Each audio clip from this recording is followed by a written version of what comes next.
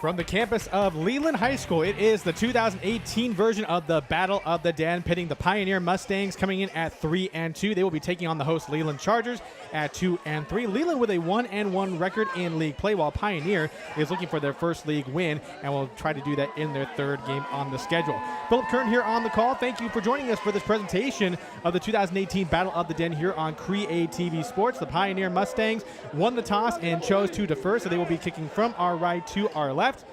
And for Pioneer, that will be place kicker number 54, Jared Kennedy. He will be handling the kickoff duties for the Pioneer Mustangs in their road white uniforms, blue pants, blue numbers, blue stripe on the helmet, and the Mustang logo on the helmet as well. Leland in their home blues, yellow numbers, white outlines, and a very special logo on their helmet. It is the 42 with the American flag, honoring the late Pat Tillman. Kickoff going from left to right. Fielded by the special teams unit, taking it up the far sideline, and they are going to start it at their 45-yard line. And that was Nate Winicki who handled the kick return. So this is our first look at the Leland Charger offense. Let's go ahead and give you the starters for this unit. Starting at quarterback will be the junior Carson Yates. At tailback will be Jesse Cavanaugh. The receivers, Trevor Johannes, Preston Gook, Nate Winicki, Andre Fatehi, and Sid Tadani. The offensive line from left to right will be Carson Prescott, Logan Thomas, Matt Ames, Mikey Vallette, and Cross North. Leland going from our left to our right. They started their own 42-yard line, 1st and 10. Snap to Yates in the shotgun. Looks to his right. Tries to rainbow it, and it will be complete to his receiver, Thadani, near midfield. Had to really elevate for that catch. He got within 1 yard of the first down marker, but a good start for this Leland offense that has really had to struggle to find its identity in the early going. In the offseason, in between last season and this season, they have had a lot of changes to their personnel. We can dig more into that in just a moment, but they did give Thadani credit, so this will be 1st and 10 in Pioneer territory. Yates with the snap. It's a design QB run across the 45 to the near sideline, and that is a tackle made by Chris Custer, the starting safety for Pioneer, and he gets to the Pioneer 40-yard line for a gain of 7. Let's go ahead and introduce the Pioneer defense to you. Defensive lines will be Tom Lindsley, Dylan Gonzalez, and Troy Rosenbaum. Starting linebackers are Jared Kennedy, Devontae Matthew, and Edgar Valencia. Starting secondary, Evan Vernon and Luis Sanchez at the corners. At safeties will be Dat Wynn, Chris Custer, and Norlando Gomez. 2nd and 2 from the Pioneer 40. Yates with a screen to his tailback, and it is dropped in the backfield, and that was Cavanaugh, who was the intended receiver. So this will be a 3rd and 2. Clock stops at 10:53, and a little bit of an early hiccup there for this Charger offense. As we mentioned just at the top of the broadcast, they've had to deal with some changes in personnel, none bigger than the departure of tailback Kyle Anderson from last year's squad. He is still a student at Leland, but decided not to participate in football this year. So a bit of a different look here for the Leland Charger offense as they try to put up points. Yates takes the snap, design run up the middle, crosses the 40, and let's see what kind of a spot they give him. It looks like they'll give it to him at the 39, which will be about a yard short of the first down marker. So the Pioneer defense off to a fairly strong start, and Yates, who's been asked to do a lot more on the offensive side of the ball, is not only handling the quarterback duties, he's also the leading rusher for the Leland Chargers. And this looks to be a 4th and 2. And Yates also does some punting duties as well. And he is back. Looks to be in a punt formation. They are going to go for it on 4th down. Punt fake goes over the middle, and it is batted away. It is incomplete. That was Dat Wynn with the deflection. So that is a turnover on downs. And that was a little bit of an interesting look because, as mentioned earlier, Carson Yates does handle some punting duties, so that would have been a bit of an interesting look. But the offense turns it over on down, so we will get our first look at the Pioneer offense, and they have not been without their own struggles going into this year. In fact, it has been sort of a season of attrition for them. Just to give you an idea, their starting quarterback today, Jake Tasuvas, is a sophomore who was just called up from the Frostsoft team, so he is making his first ever start at the varsity level, and what a way to get his varsity career started than with a start here in this Battle of the Den game. Pioneer will get the ball at their own 40. This will be a 1st and 10. The ball is in between the hashes. And as time allows, we will give you the rest of the starters for the Pioneer offense. Tasuvas takes the snap. He will hand off to Valencia in the backfield and is met immediately by the Leland defensive line. Cross North led the way with a tackle there. This will be a gain of 2 on that play. Let's go ahead and give you the rest of the starters for the Pioneer offense. Jake Tasuvas is at quarterback, Edgar Valencia at running back, receivers are Devontae Matthew, Dat Wynn, Alfredo Valencia, and Orlando Gomez. The offensive line is Tom Lindsley, Jared Kennedy, Troy Rosenbaum, Miguel Noguez, and Alejandro Ayala. Hand off once again to Valencia, and lucky to get back to the line of scrimmage, if that. And you can really tell the Pioneer offense really wants to try to run the ball. And early going is to Edgar Valencia, who Coach Eric Perry described as their team MVP. So really, however he goes is pretty much the direction of how Pioneer is going to go as well. That was a gain of 2 on that play, so this will set up at 3rd and 6. Ball still in between the hashes against this Leland defense. And, of course, as time allows, we will give you the starters for them as well. 3rd and 6, they send Tasuvas into the shotgun. Valencia is in the backfield. Tasuvas looks to his right. It is a screen pass, and that is complete. More than enough for a first down as they cross midfield. That looked to be Valencia on the catch as he was split out wide, but they are in Leland territory. They get to the 45-yard line to the far sideline, and that is a first down for Pioneer. For the Leland Chargers, this is how they will start on defense. At the defensive line will be Joey Taddy, Borna Ibadat, Cross North, and Parker Peterson. Linebackers are Preston Gook, Nate Winicki, and Keith Chu. The secondary is Mateo Paredes, Sid Tadani, Kakoa Lopez, and Andre Fatehi. 1st and 10 at the Leland 46. Tasuvas takes the snap. It's a handoff to Valencia. Tries to stretch it out to the left tackle side. Crosses the 40, gets to the 35, lowers the shoulder for a boom, and nearly lost the ball, but it fell out of bounds. So a lucky break there for Valencia, but a good tough run gets him to the Pioneer, to the Leland 31-yard line. And again, another first down for the Mustangs, who are off to a fine start on offense this evening. You can see on the replay the shotgun handoff as Valencia takes it outside the left tackle. And just watch as he lowers the shoulder right here.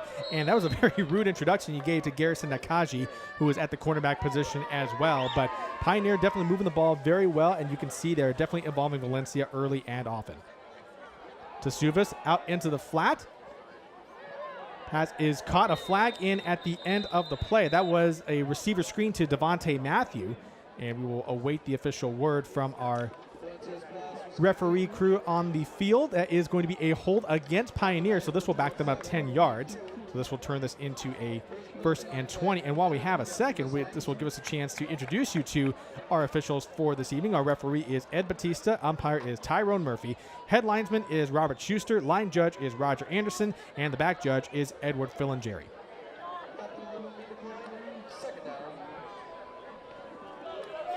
So they actually declined the penalty, so this will still turn into a 2nd and long for the Pioneer offense. They are at the Leland 34-yard line, however. Opening drive for the Pioneer Mustangs in this Almaden Valley rivalry. Hard to believe we're already in the second half of the season. Here is Tasuvas with the snap. Fakes to his right, looking for the downfield go, and that is in and out of the hands of his intended receiver, and that was number 14, Alfredo Valencia, who was downfield trying to make the play, and that was good coverage on the far side for Leland. That was Thadani, I believe, who was on the coverage there, so this will be 3rd and 12 coming up for Pioneer. As you can see on the replay, Tasuvas with the pump fake, tried to draw the defender to a different assignment, and a nice attempt there by Valencia, and I have to stand corrected. That was Kakoa Lopez on the coverage at the far sideline, tracked the ball quite nicely to get that deflection.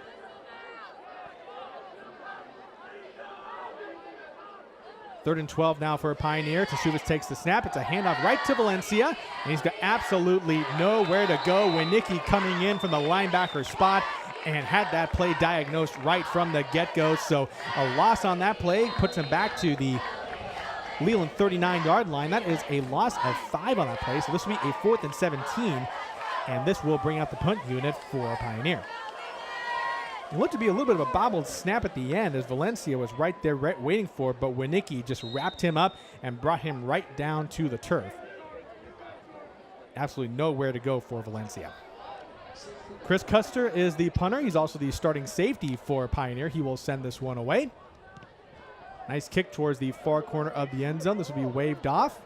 And it's going to roll into the end zone for a touchback, and that was Tadani who waved that away. So with that punt, nothing doing for either side to get things going for this 2018 version of the Battle of the Den. Leland will take over at its own 20-yard line.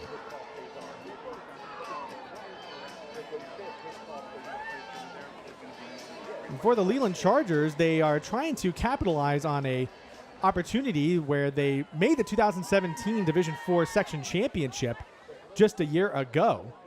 It did fall short to Christopher High School. It was a very well played. It was a very tough battle from start to finish. Here it is, 1st and 10 at the far hash. Yates in the shotgun. Looking downfield. He's got some nice arc on that throw, but however, the closest player to that one was, unfortunately, a Pioneer defender, so that is incomplete. Looking for, I believe, Preston Gook on that one. So 2nd and 10. Coming up for Leland at its own 20-yard line. And you really see the arm talent that Carson Yates possesses, and he made some great strides in his sophomore year a year ago, and he was the quarterback for that team that made the championship game. He's obviously been asked to do a lot more with the absence of Kyle Anderson. 2nd and 10, going back into an empty backfield look on the far hash. Yates takes the snap, felt the pressure, goes to the far sideline, complete to Gook across the 30-yard line, fights for a couple more yards and gets to the 34, and that is more than enough for a Leland first down. Preston Gook, a tall target, which is more than advantageous for Carson Yates, and if he gets open, Yates definitely has the ability to put it right where he wants it. We're at the 7:08 mark here in the first quarter, and as you can see on this replay, it's a nice out route by Gook going towards the far sideline, knew where the sticks were, and went across for the first down. Another 1st and 10 at the Leland 33. Yates drops back, looks to his left, going downfield once again, looking for Gook, and overshot, and that is incomplete. And Gook was trying to get a hand up. However, he was sandwiched in between two Pioneer defenders, so a bit of a risky throw there by Yates, and this will make it 2nd down and 10.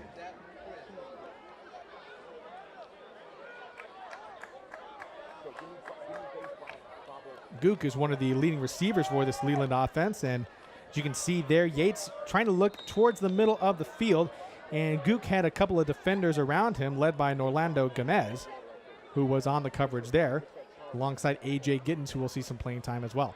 Yates on the design QB run, will take it up between the hashes, cross the 40, to the 45, to the 50, and he could go, and he breaks the tackle. He's at the 20, the 10, the 5, touchdown Leland Chargers.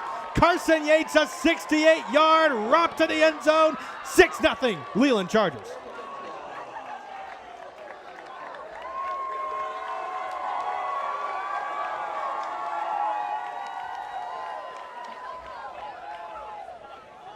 The athletic ability of Carson Yates on full display. As I mentioned, they've asked him to do a whole lot more. He is the team's leading rusher. You can see how difficult he is to break down. He broke about 3 tackles on that play. And, of course, how else do you celebrate a touchdown run but by kicking the extra point and helping yourself? Snap is good. The kick is on the way, and it is through the uprights as well. And with that extra point, the Leland Chargers strike first. With 6:50 left to go here in the first quarter, they lead the Pioneer Mustangs by a score of 7-0. On that possession, a 4-play, 80-yard drive to get on the scoreboard for the Leland Chargers. Of course, capped off by that 68-yard touchdown run by Carson Yates. And a very nice response after turning it over on downs to get things started, as Leland did get the opening kickoff. And they did force a Pioneer punt. And traveling 80 yards for a score. It's got to make the Leland Chargers feel quite good about where they stand right now. As I mentioned earlier, they are 2-3 overall, but they are 1-1 in league play. But already with the second half of the season on the docket now, everybody trying to jockey for a playoff position at this point.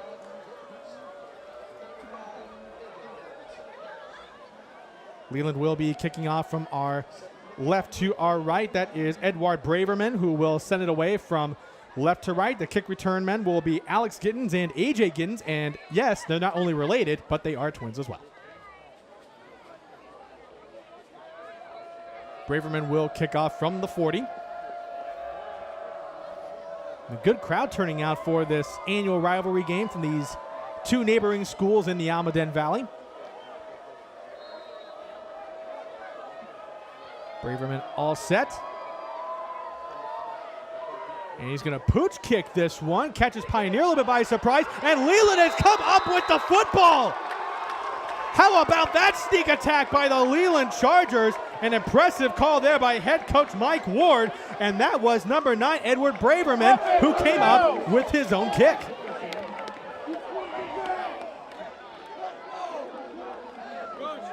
And as you can say as a coach, exactly how they drew that one up. And you can see Pioneer was clearly not ready for that pooch kick. They're trying to get it off the bounce. And there you see Braverman right there coming up with it. Actually, I beg your pardon, I stand corrected. That was number 8, Josh Jamison, who comes up with it. But a well-placed kick by Braverman, and Leland has the ball at the Pioneer 40. Yates over the middle looking for Tadani. It's incomplete, so this will be 2nd and 10. But what a gamble there early on by head coach Mike Ward, but it pays off in spades. And Leland has an opportunity to double up right here in the early going.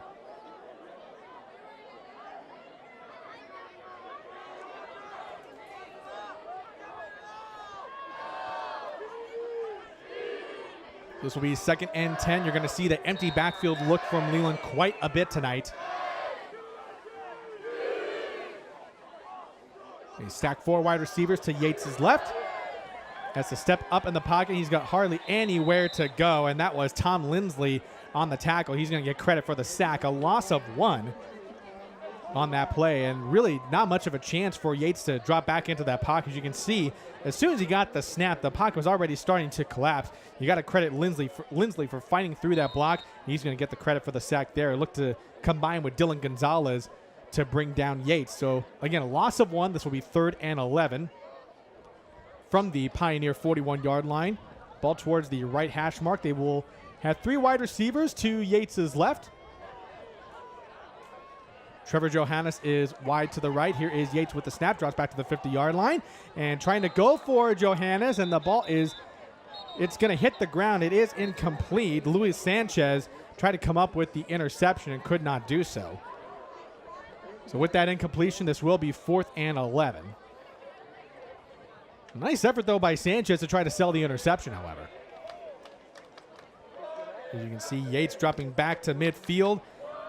And a little bit of a dangerous throw there, as Johannes was well covered by the Pioneer defense. In fact, there's probably a better chance for Sanchez to come up with that one than Johannes. And it looks to be a change in personnel here, which would indicate that they will send out the punt unit. However, you always have to be aware for the fake, especially when your starting quarterback is the starting punter. Datwin is back to return the punt. Actually, it's Orlando Gomez who's back to return the punt. Beg your pardon. Yates does send this one away. This is going to go towards the Leland sideline. It's going to fall out of bounds around the 15-yard line, and that is where the Pioneer offense will take over.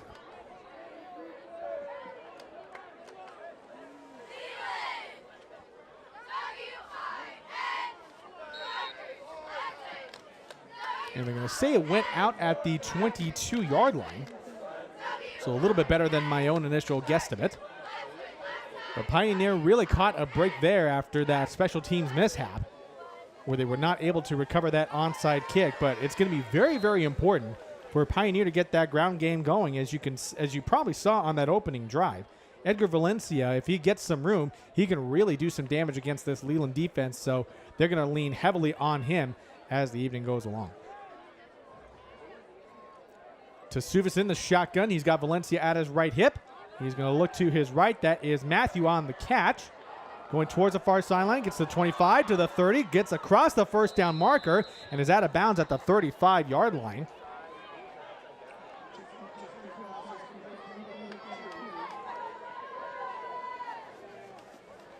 As you can see on that first down. And actually that was number 33, Evan Vernon, who is getting in some snaps at wide receiver. He makes a nice play at the far sideline. So 1st and 10 for Pioneer as they're at the 37-yard line on their own side of the field. 2 wide to Tesuvas' left. They got Vernon in the slot. They will hand it off to Valencia once again. He goes to the right side, trying to go in between guard and tackle. Is promptly met there by the Leland defensive line. Does gain 3 yards on that play, so this will be 2nd and 7 coming up for Pioneer. There's Valencia, you can see trying to navigate through that hole on the offensive line, and just not a whole lot there for him to slip through. So Vernon and Gomez are on the left side of the formation. Therefore, Tasuvas, who is in the shotgun. He's been primarily operating out of there for the most part tonight.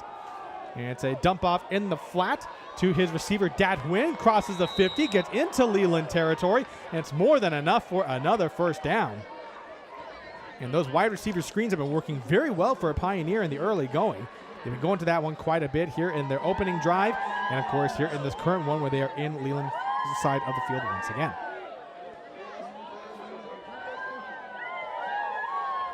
You have to look at it this way, too. Tasuvas has been quite impressive here in the early going, really navigating this offense down the field. And as I mentioned earlier, this is his first start at the varsity level. Was just brought up from the Frosh Soft team in preparation for this week. Handoff to Valencia, cuts upfield, gets back to the original line of scrimmage, crosses the 45-yard line, and gets to the 42. So with all said and done, it's a gain of 4 on that play as Pioneer continues to navigate its way down the field. 4.5 minutes left here in the first quarter.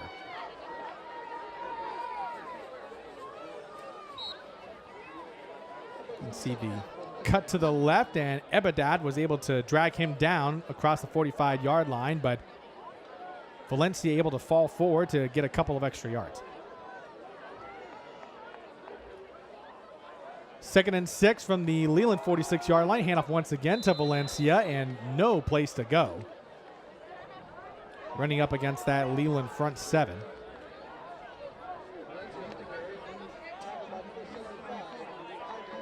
And a tackle made there by number 75, Jamie Valenzuela. It seemed like Valenzuela just gobbled them up right there at the line of scrimmage. No gain on that play. Pioneer is at the Leland 43, 3rd and 6. Definitely very manageable. We do have a timeout on the field.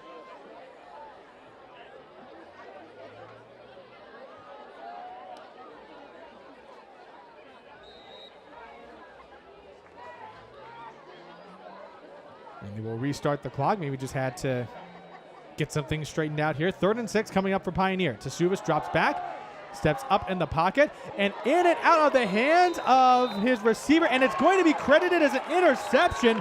Alfredo Valencia had it slip out of his hands, and that one's going to go right back to Leland, and that was Andre Fatehi who comes up with the interception, so a very costly turnover for a Pioneer, and Leland gets the ball once again.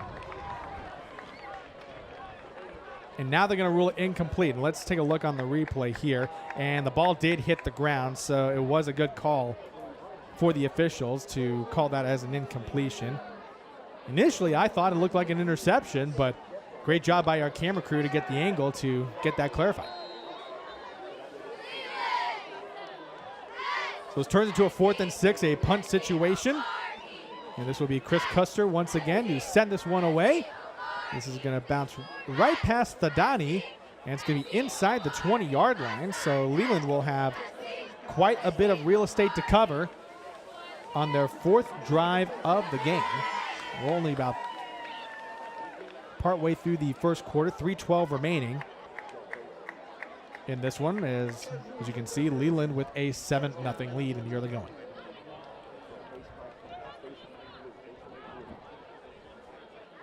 The ball will officially be marked at their own 14-yard line. So Leland will have ways to go here to get to the end zone to stretch this lead. They currently lead 7-0. Yates will send the man in motion. It's going to be a pitch to his running back, and that was Cavanaugh they sent in motion.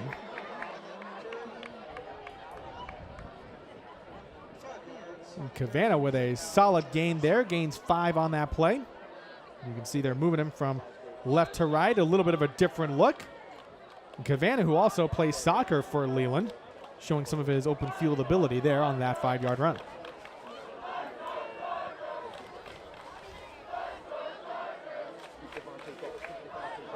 Second and 5 for Leland at their own 19. Yates takes the snap. Cavanaugh with the handoff, crosses the 20. It doesn't get much more than that. That was Devontae Matthew on the tackle for Pioneer. So a 1-yard gain on that one makes it 3rd and 4 for Leland.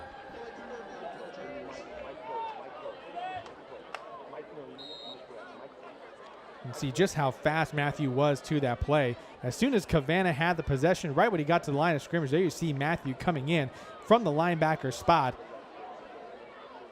with some great foot speed to cover all that ground. So it's officially 3rd and 5 for Leland. Cavanaugh is in the backfield with Yates. Pioneer showing some pressure. Designed run for Yates, tries to take it outside left tackle, and that was Jared Kennedy on the tackle. Brings him down about a yard short of the first down marker. So head coach Mike Ward trying some different looks here.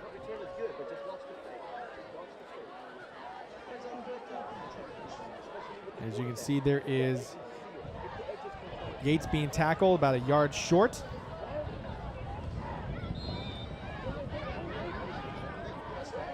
And they will send Yates back to punt. Sends this one away. This is going to bounce very much in front of Wynn, and a very nice bounce for the Leland special teams unit. And they will down it at the 33-yard line, and that's where Pioneer will take it.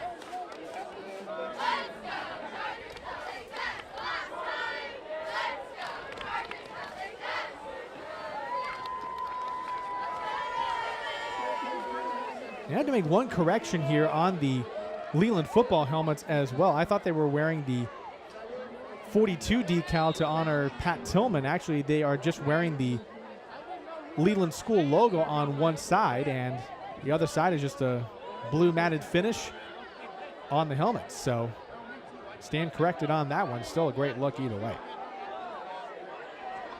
1st and 10 from their own 33. Pioneer has the ball at the near hash mark. Tasuvas back into this one. A 4-wide receiver look, and he's going to take it himself for a design QB run. Crosses the 35 and gets to the 36. And that will be a gain of 3 for the sophomore quarterback. 50 seconds remaining here in this first quarter. As we take a look at the replay on that Tasuvas run. Very much a designed run altogether as he crossed the 35. 4-yard gain. Here is 2nd and 6. Tasuvas out into the flat, and that was batted away by Taddy, who came in from the line of scrimmage and swatted that one down to the turf. So that stops the clock at 36 seconds left, and this will be a 3rd and 6 for Pioneer.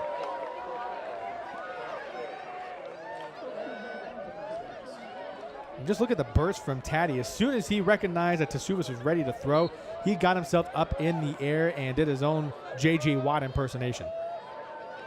3rd and 6, handoff to Valencia. Nowhere close to the first down marker. Maybe got to the 40-yard line at that. And that was number 75, Jamie Valenzuela, again on the tackle. And so a 3-and-out, which will bring back the punt team for Pioneer. As the clock winds down, 15 seconds remaining here in this first quarter. Tadani is back to receive the punt. And let's see if they will punt this off before the quarter ends. It looks like they won't.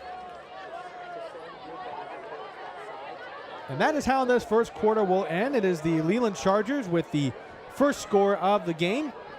2018 version of the Battle of the Den here in the Almaden Valley area of San Jose. That is the end of the first quarter. We will take a quick break, and we will have the second quarter when we come back here on CreaTV Sports. This show sucks. What the? Don't like this program? Did you know you could create your own? Really? Yeah. What the? First, there are a few things you need to know about copyright.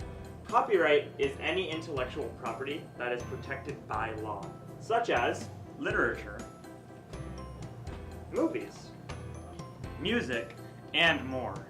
If you want to use intellectual property, you must get permission from the owner.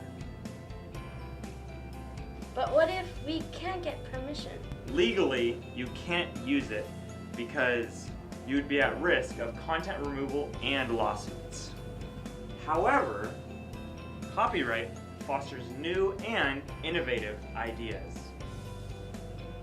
If I want to produce content, but I can't get permission for intellectual property, We can use our own creativity. Copyright! Just remember, copyright is all around us, which means I must be going.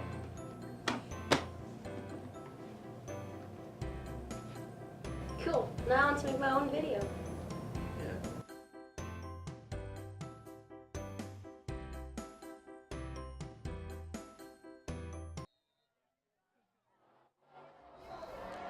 Welcome back to Leland High School as we send the punt away. It is blocked by the Leland Special Teams unit, and they're going to catch a very nice break as they get the ball on the Pioneer side of the field. And Parker Peterson was able to jump on that blocked punt for the recovery.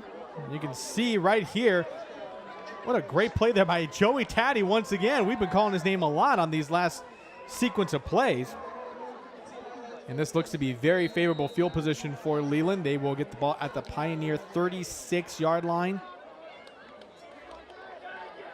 And looking for sure to cash in here on this side of the field. Yates back in the shotgun. He's got two running backs at his side. And they're going to split them out both for an empty backfield look. Yates going over the middle of the field, finds Winicki across the hashes. He spins out of a tackle, gets inside the 10-yard line. There was a flag on the play, however. But a great throw by Yates, finding Winicki over the middle, and it's a penalty against Leland. So unfortunately, as exciting as that play was, that will go for naught. And looked to be an illegal shift. That's what they're going to call. They had Thorne and Cavanaugh in the backfield. They split them out both to give them an empty backfield look, and that was an illegal shift. So this will be a 5-yard penalty, and it will be a first down and 15. As you can see, it looked like Thorne didn't quite get set, which prompted the flag. And a low snap as they will hand it off once again to Lopez. Tries to bounce it outside right tackle. May have gone to the 40. Pioneers saying they have the football. No word yet from the officials. Of course, Leland is trying to say that Lopez was down before the ball came out, and looks to be that's what the call will be. It will be a second down and 16 as Lopez ended up losing one on that play. Ever since that 68-yard touchdown run by Carson Yates, it seems like the Leland offense has gone into a bit of a stall.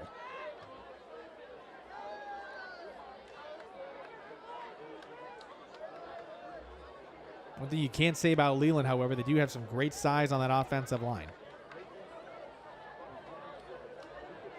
Yates in the shotgun with Cavanaugh with him in the backfield. He's going to look over the middle once again, looking for Winicki, and the throw was way too low. Gomez was there on the coverage for Pioneer, and this will be a third and long.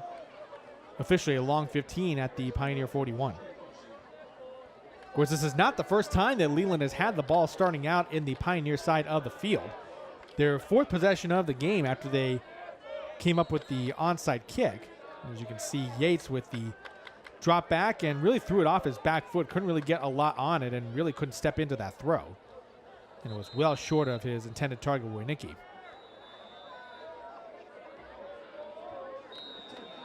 It looks like we have a timeout on the field. This will be a timeout called by the Leland Chargers. And the first timeout used by either side here in the first half. So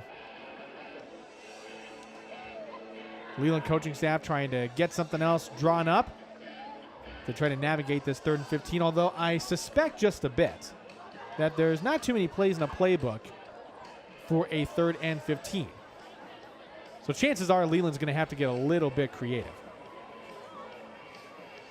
Just to give you an idea of how each team got here to this particular point, Leland has very much been up and down. However, they did have a win against Santa Teresa last week, 35-19.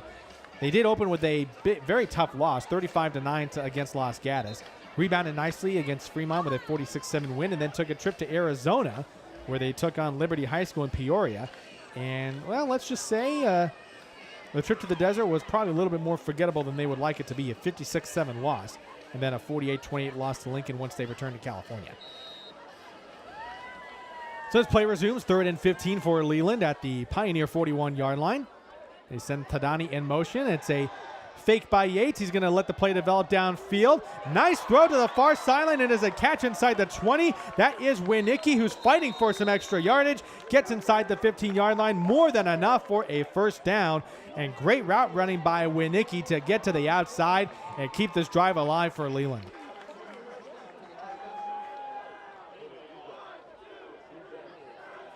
The big key right there was the offensive line giving Carson Yates all sorts of time. And a quick release there as Winicki was right there towards the near sideline, kept himself in bounds. It's a nice touch on that throw by Yates as well. So this will be a 1st and 10 to the Pioneer 15. Here is Yates in the shotgun. Bit of early movement by Leland. This will definitely be a false start, so back them up 5 yards. And that is officially the call. So this will now turn into a 1st and 15 for Leland.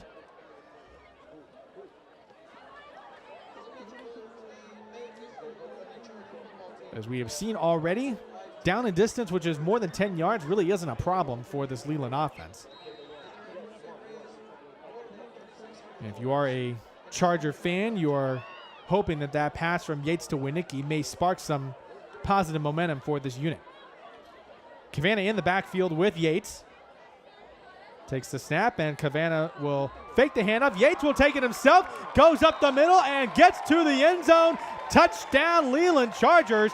Carson Yates with his 2nd touchdown run of the night, and this one from 20 yards out. Leland now leads 13-0. And a well-executed fake here as Cavanaugh really sold it on that zone read option as Yates was able to take it back for himself. Saw the defense really sell out on Cavanaugh and took it up the gut 20 yards in for a touchdown, and he will get a chance to kick in the extra point. Winicki is the holder. The snap is good. The kick is way low, and it goes below the crossbar and is no good.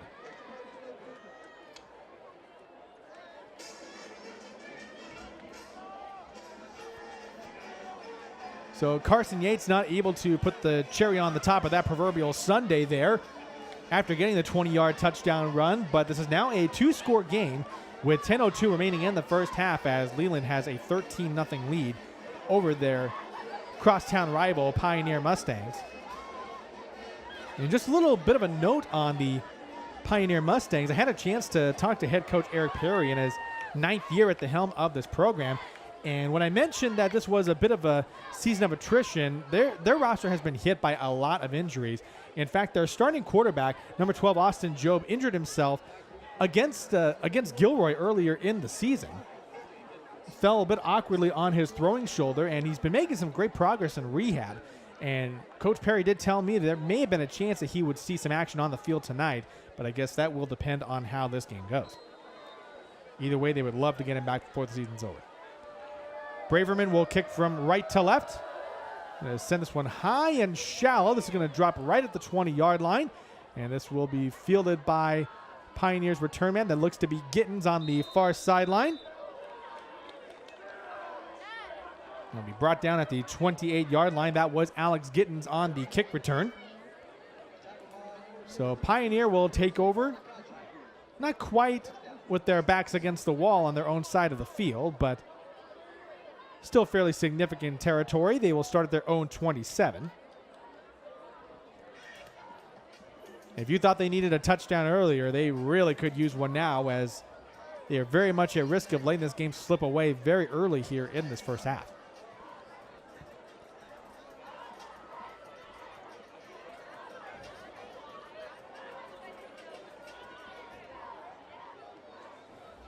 Of course, as we mentioned, Pioneer is coming into this one at 3-2, but they're still looking for their first league win. Both these teams are in the Blossom Valley Athletic League's Mount Hamilton division, which is classified as the A League in the Blossom Valley hierarchy. Pioneer did get things started by sweeping their non-league schedule by defeating Branham, Gunderson, and Gilroy, and then really ran into a gauntlet by going up against Live Oak and Lincoln. Just to give you an idea, their offense combined in those first 2 league games only scored 13 points. So needless to say, offense has been a bit of a struggle for these Mustangs. And they're trying to reverse their fortunes here. 1st and 10 to Suvis in the shotgun. And they will hand it off to the running back as it will be across the 30-yard line. It'll be brought down at the 32. That was number 23, Hugo Lopez, on the carry as he bounced it outside left tackle. As you can see, Andrew Thorne coming in behind the defensive line to make that stop. It was a good stop, all things considered. 5-yard gain on that play, however. 2nd and 5 now for Pioneer. To Suvis, to Matthew in the flat. Tries to fight through a couple of Leland defenders and didn't have a whole lot of luck there. Mateo Peretti was right there waiting for him as soon as he crossed the 35-yard line. We'll officially mark that as a gain of 2. Actually, gain of 3 on that one, so this will be 3rd and 2. And Pioneer passing game is really going from east to west. As you can see, Matthew was there on the flat. Peretti really fought through that blocker and combined with Kakoa Lopez on the stop. 3rd and 2 now for Pioneer. Handoff to Valencia. Actually, it's going to be Tesuvas who keeps it himself. And Tesuvas did not get anywhere close to the 1st down marker. For a second there, it may have looked like Leland tried to force that ball loose, but Tesuvas able to hold on to it. And another 3 and out for Pioneer, and they will send out the punt unit. Tesuvas trying to go with that zone read option, and the ball did squeak out there for just a moment. Parker Peterson, as he made the tackle, was able to punch that ball out, but Tesuvas able to fall right back on it, so a lucky break there for Pioneer. However, this will be the 3rd time they've been forced to punt today. Tadani is back to receive the punt for Leland. Here's the snap to Custer. High, shallow kick's going to cross the 40-yard line, and Tadani's going to not have anything to do with that, and will be fielded by Gittins at the 38-yard line, and that is where the Leland Chargers will take over.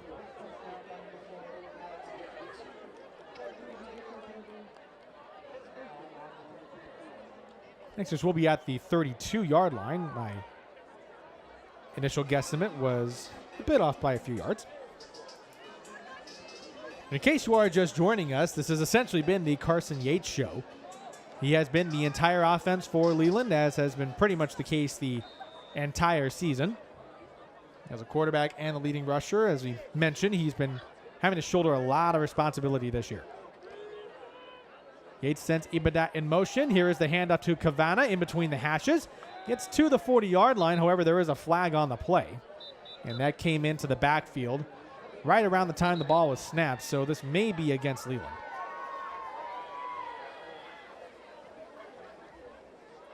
And a false start against Leland, so negate that gain by Cavanaugh.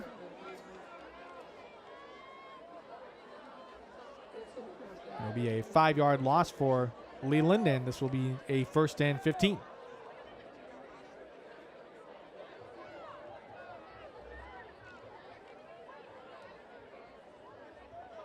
So we'll back them up to their own 27, as you can see there. Ibadat in motion.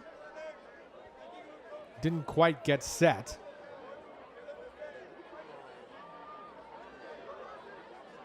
That's where they would flag Leland for that false start. 1st and 15 now. Yates drops back and cannot escape the pocket. He was probably lucky to get back to the line of scrimmage. And that tackle was made by Dat Nguyen. No gain on that play, luckily, as the pocket was starting to collapse around Yates. And to take a look on this replay, Yates did have a couple of seconds there, but really was the pressure by number 75 Strider Adams for Pioneer that really forced Yates to step up in that pocket. There really was nowhere to go after that. 2nd and 15. Yates will drop back, has some time, goes towards the far sideline, and that is a completion to Gook right across midfield to the Pioneer 48-yard line. Another first down for Leland, and once again, the old adage, you give a quarterback time, he will find an open receiver, and especially in the case with Carson Yates, finding Preston Gook at the far sideline. That pass was beautifully thrown. Just take a look on this last sequence here. Yates had a lot of time there. You really got to credit Gook for being able to get open there and beating a couple of Pioneer defenders along the way. Those balls now at the Pioneer 48-yard line. Handoff to Lopez and is tackled behind the line of scrimmage.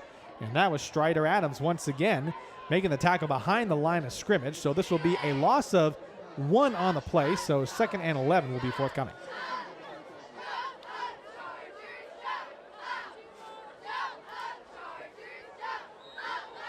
You can see Lopez in the backfield with Yates. They try to send Tadani in motion.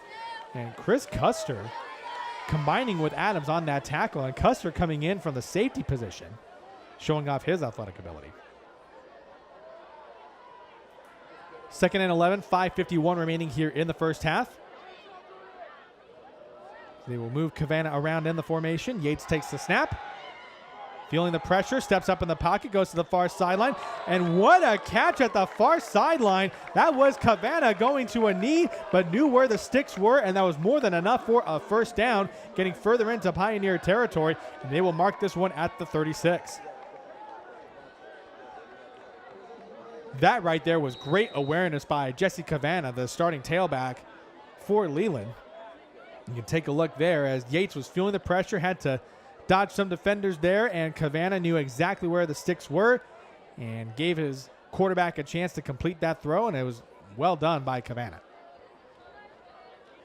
1st and 10. It's a running back draw. Cavanaugh's got some space going across the 25-yard line and gets ever closer to the Pioneer red zone. Another first down for Leland.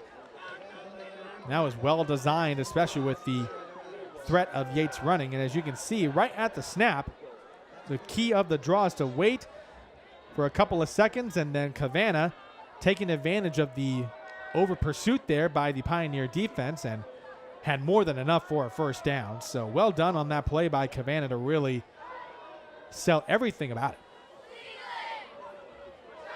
Leland with an opportunity to make this a 3-score game. They have 3 wide receivers to Carson Yates' left. He will take the snap, dumps it up to Cavanaugh. Oh, and he took a big hit from Devontae Matthew, and it was a clean hit. However, tough it may have been to watch, and the good thing is Cavanaugh jumped right back up. And Carson Yates was putting a hand on his own shoulder pad as he went to the coaching staff saying, hey, that's my fault. I shouldn't have thrown it there. And as you can see the replay, you'll see why. As Cavanaugh was right there, and Matthew just lowered the shoulder, and it was a clean hit.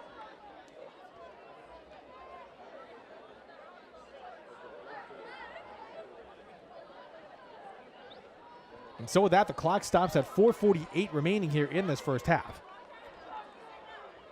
And look at that play one more time, as Matthew was just bringing the hammer on that sequence there. However, we do have a flag. This is going to back Leland up. Let's see what the official call is. They're going to call Leland for a hold, which is a bit unusual. I didn't even see a flag come in towards the very end. But this will be a 10-yard loss on the play. Backs him up. And we have a very, very late whistle, so a little bit of confusion on the field. And this will be another snap. The ball is backed up to the Pioneer 38-yard line. They do need to get to the 15, so this will be a 1st and 23.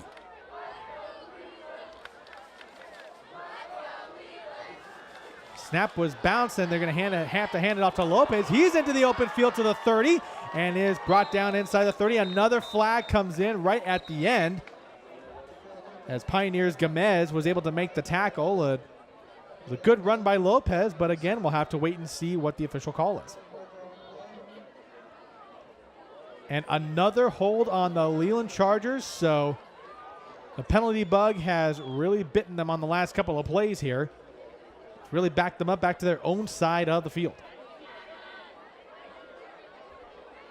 As you can see, this play was nearly disastrous as the snap was essentially bounced and Yates had to improvise and hand it off to Lopez, who got some open space before Gomez got him for the tackle after about 10 yards on that run.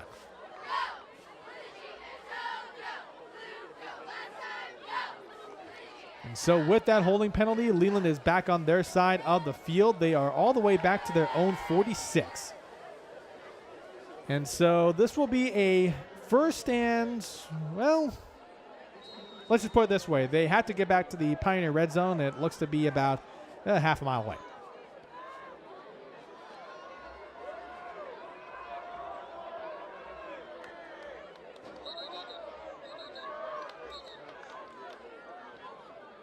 So for my estimation, this will look to be a 1st and 39, and seems to be a lot of confusion here on the field right now, as had a little bit of a problem with delays in the game here so far. So officially a 1st and 40. Don't see that every day. Yates with the snap. Goes over the middle of the field. Nice catch by Gook to get back to the other side of the field, crossing the 35-yard line in between the hashes. And that was a well-designed run, and that was a very key first down play, especially for the big target Gook, as they get to the Pioneer 34-yard line. So this will be 2nd down, but slightly more manageable at this point, to say the least. You can see Yates sold the fake there and put some nice touch on that throw to Gook. And Gook just seems to tower over everybody else on that Pioneer defense. So you get him on that seam route, he can really do some damage. 3 wide to the right for Carson Yates here. Takes the snap right at his knees. Going to look for Tadani at the end zone, and Tadani cannot quite make the play. And that was sent away by Evan Vernon, who made a nice play in coverage there. So it's incomplete. This will be 3rd down. And this will be 19 yards to go. Ball's officially at the Pioneer 34, so had to do some live math in my head right there to get the down and distance correct. You can see Yates with that snap trying to rainbow it to the end zone, and Tadani was not quite there, but Vernon was staying with him step for step.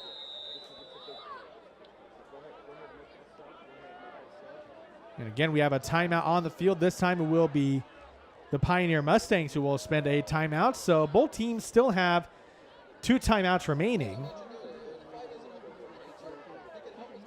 And at this timeout, we want to take this opportunity to thank San Jose City Council member Johnny Camus, who is the representative for District 10, which is where both of these schools reside. So we want to thank Councilmember Camus for his generous donation to allow us to bring you this presentation of the Battle of the Den here on CreaTV Sports.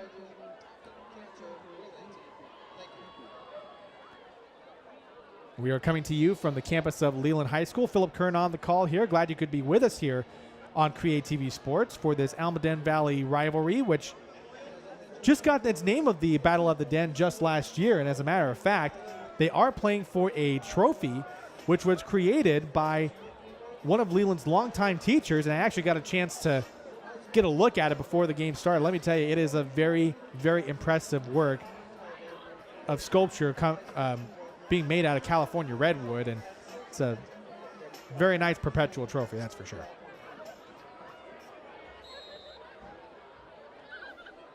So as play resumes, we will pick it up at 3rd and 20. It will be at the Pioneer 34-yard line. Yates takes the snap. Pressure is picked up, but he has to step up in the pocket. He's going to cross the 30, gets to the 20, and he's going to be just a bit short of the 20-yard line. He runs out of bounds, stops the clock, and gets to the 23-yard line. Not quite enough for a first down. It was actually all they could do to really get back to the original line of scrimmage, which after a couple of penalties, it sent Leland way back even to the other side of the field. It is 4th and 8. And while Yates does serve as the punter as well, as in addition to being the starting quarterback, my hunch is that perhaps Mike Ward may just go for it here on this side of the field. Thorne with him in the backfield. This will be a 4 wide receiver look for Yates.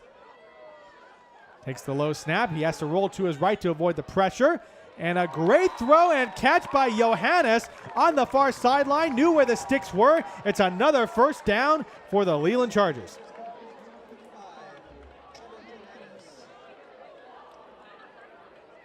They're going to ask for a stoppage. From my vantage point, I think they got the first down, but we may be looking at a measurement here. Let's take a look at this replay and see if we can get a better idea.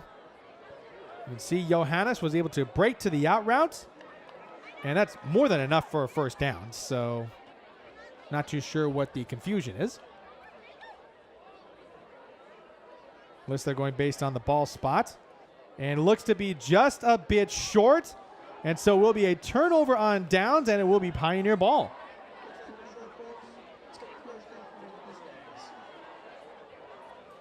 Well, will look to be a first down initially from our vantage point. Ends up about a nose short, which is a bit unfortunate because it was such a great catch by Johannes.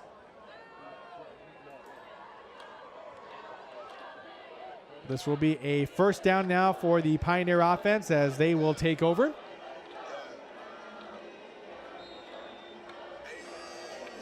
Ball is now at their own 15-yard line, and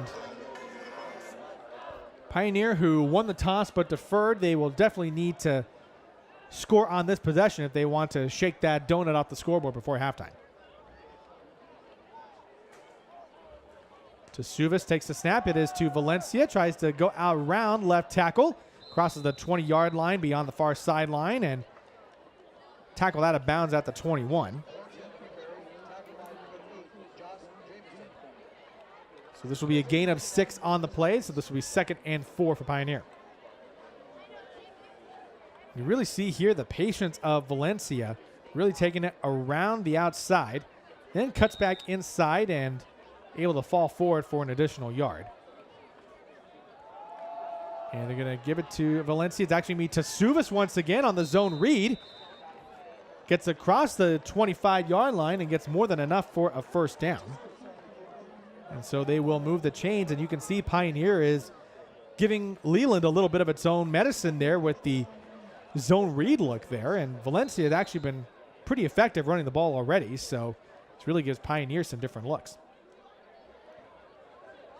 1st and 10 from their own 28. Tesuvas drops back. He's going to go over the middle, and it is complete to his receiver. He's going to have more than enough for a first down as he fights his way forward.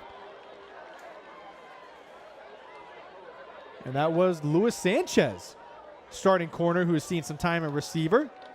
Getting some tough yards on that play, and this will be another first down for Pioneers. So this is the best looking drive they've had so far. Really starting to put things together as we are now at 2:41 left here in this first quarter. Ball at the 43-yard line. Tesuvas takes the snap. We go over the middle of the field again, and it's in and out of the hands of Sanchez. It's incomplete. So you can see Sanchez slapping his hands together as he's expressing a moment of frustration. He's almost sure that he should have had that one, and I would have to agree.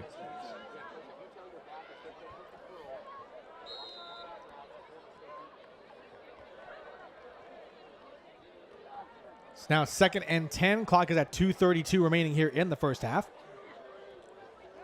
Tesuvas drops back, and that pass was deflected. It's intercepted by Gook, and he's going to have to try to break a tackle by Vernon, but he comes up with the interception.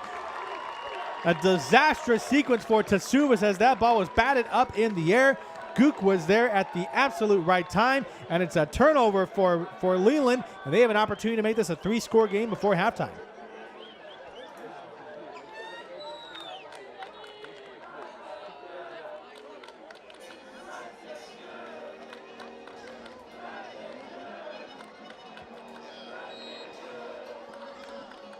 And take a look on this play, and that was batted away by Taddy once again, and he's been creating all sorts of havoc at the line of scrimmage.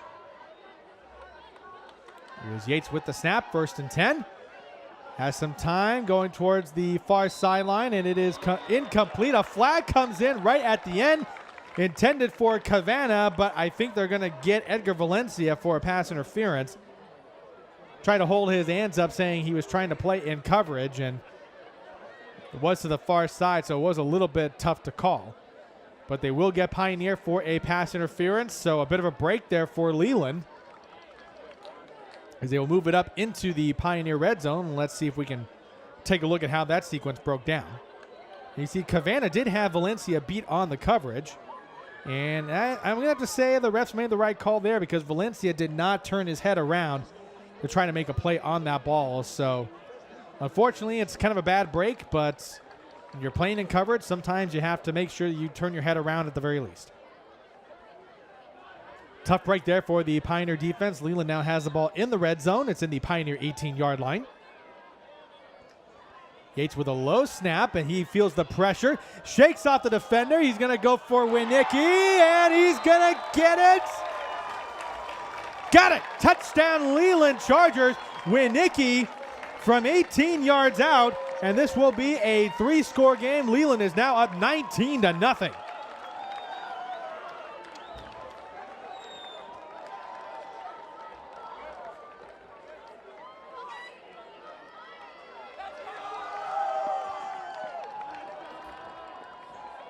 And something else you got to get credit for, Nate Winicki doing his own ballerina impersonation, just tiptoeing along the sideline. You're going to see how it all transpires here, as Yates really had to improvise there, shaking off Lindsley right there and just rainbowing that throw. And Winicki making sure he kept that foot in bounds to make sure he crossed the plane of the goal line. And Leland's going to go for 2 here. Yates rolling to his right. No one there towards the near corner of the end zone. I believe he was looking for Gook on that play. So the 2-point attempt is no good. However, Leland does make it a 3-score game there with that touchdown. Some very crucial points,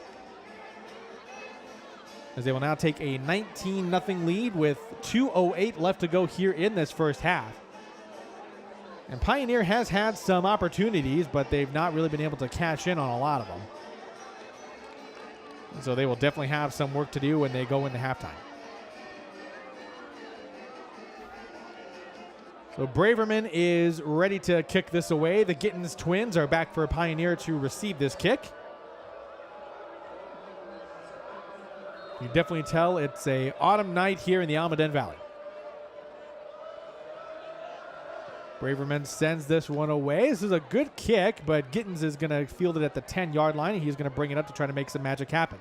Cross to the 20, gets the 25 to the 30, and a nice return there by Alex Gittins, getting to the 35-yard line for Pioneer, and that is where they will get this possession started.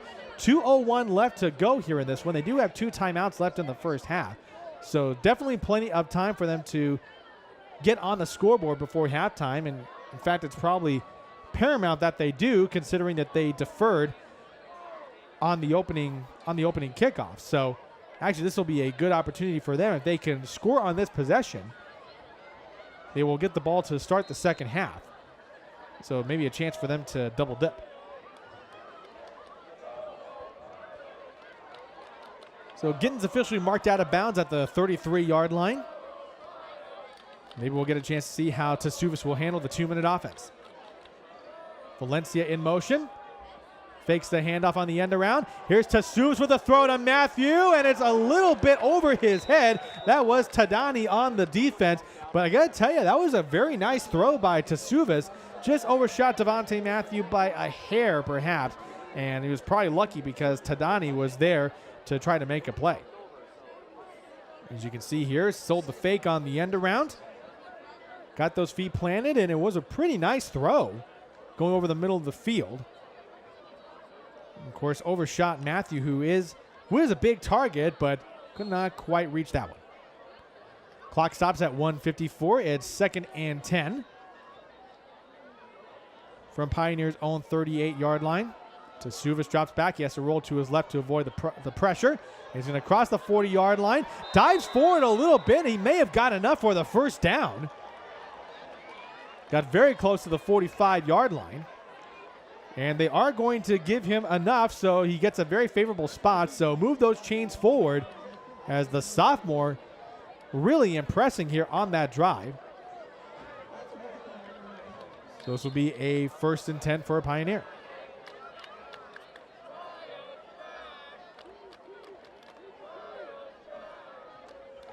So officially mark that an 11-yard gain for Tasuvas.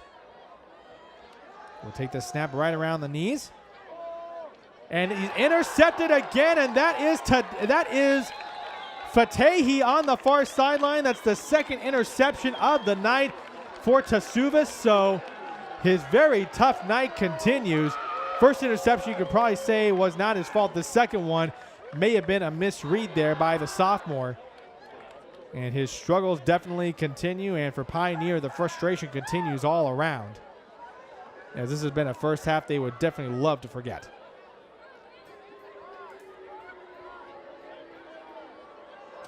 So now Leland will take over at the Pioneer 43-yard line. And wouldn't you know, with 1:34 left and 2 timeouts in their back pocket, they could actually make this a 4-score game before halftime. That would definitely put Pioneer in a whole lot of trouble. Yates with the snap. Goes over the middle, and that was a bit of an overshoot there, intended for Fatehi, and that was deflected into the air, and that nearly could have been an interception right back the other way.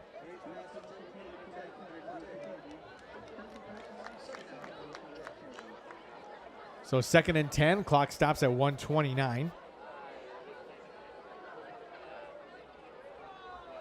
As Yates is getting the signal from his coaching staff.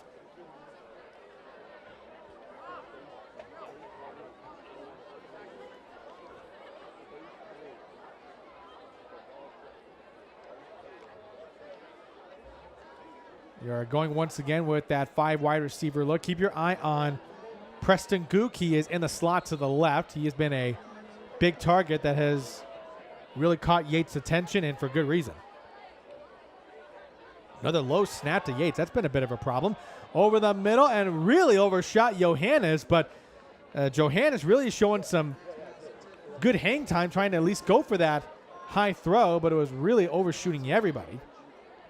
So this will be 3rd and 10 from the Pioneer 43 as the clock now stops at 1:24.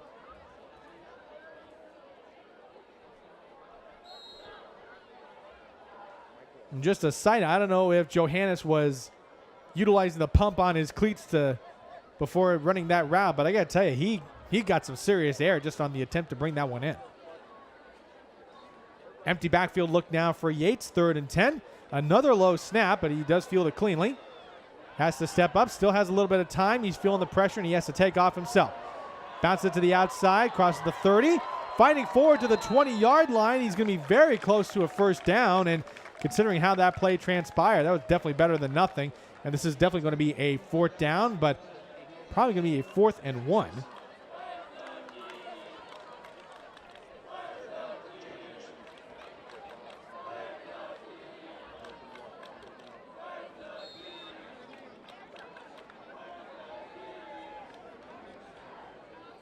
As you can see, Yates with feeling the low snap was trying to buy his receiver some time, but had to take off for it himself as the pocket was starting to break down as he got to the 20-yard line, but very, very close.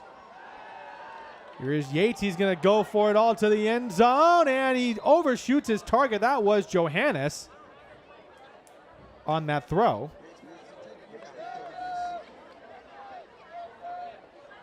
I have to apologize. I actually thought it was 4th down and 2, but that was actually 3rd and 2, and so now officially it's 4th and 2.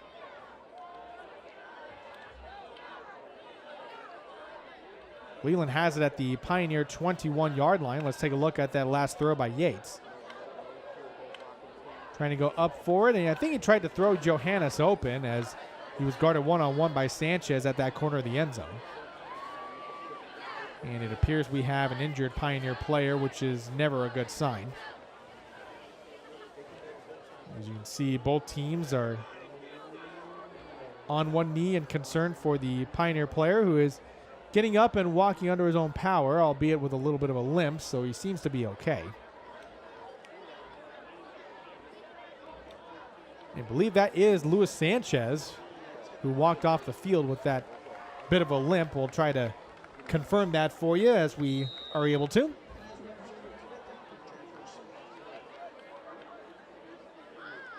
So this will be 4th and 2 from the Pioneer 21-yard line.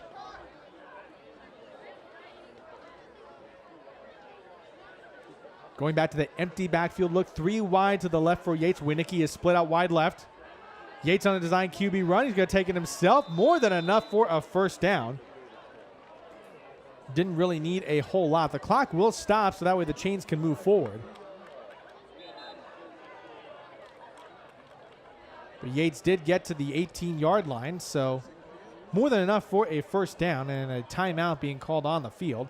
And it is called by the Pioneer Mustangs. So 1 timeout left for Pioneer as we take a look at this QB run by Yates that converted the 4th down into another first down here. Right now it's worth pointing out that this is potentially within field goal range. The only one that's kicked a field goal on this Leland roster has been Edward Braverman. And as long as from 31 yards out, and as it stands right now, if they don't make any more forward progress, this will be a 35-yard attempt. So it'll be only a few yards beyond what Braverman's long is.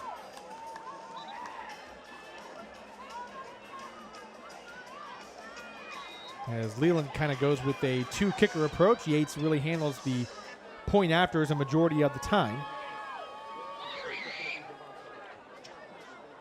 As both teams break out of their timeouts, 1st and 10 from the Pioneer 18-yard line. Yates with the snap. Steps up in the pocket. It squirts out of his hand. No whistle yet. This looks to be a fumble. I believe it is. And they're going to say it's an incomplete pass. They said Yates' arm was moving forward, so it is a dead ball, 2nd and 10, and perhaps for Leland, they caught a lucky break.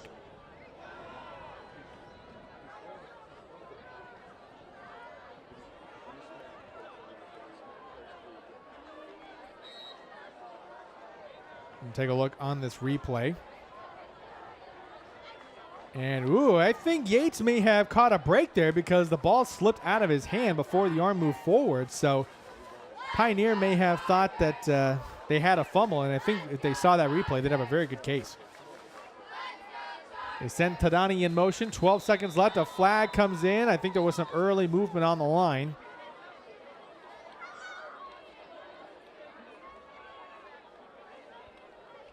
And if I read the referee's lips correctly, it is a false start, and that is the official call. And you're probably seeing a lot of pink on the sidelines, and this is actually one of those games for Leland where they are trying to raise awareness for breast cancer research. As you can see, a lot of the players have some pink garb on them, whether it be gloves or socks or sleeves or towels. The cheerleaders sporting their pink pom-poms as well. There's actually a lot of pink in the grandstands as well on the Leland side too.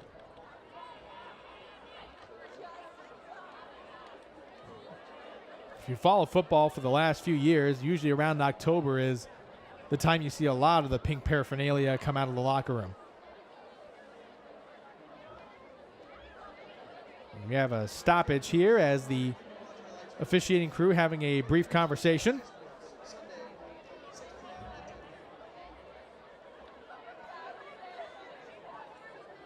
And this is 2nd and 15.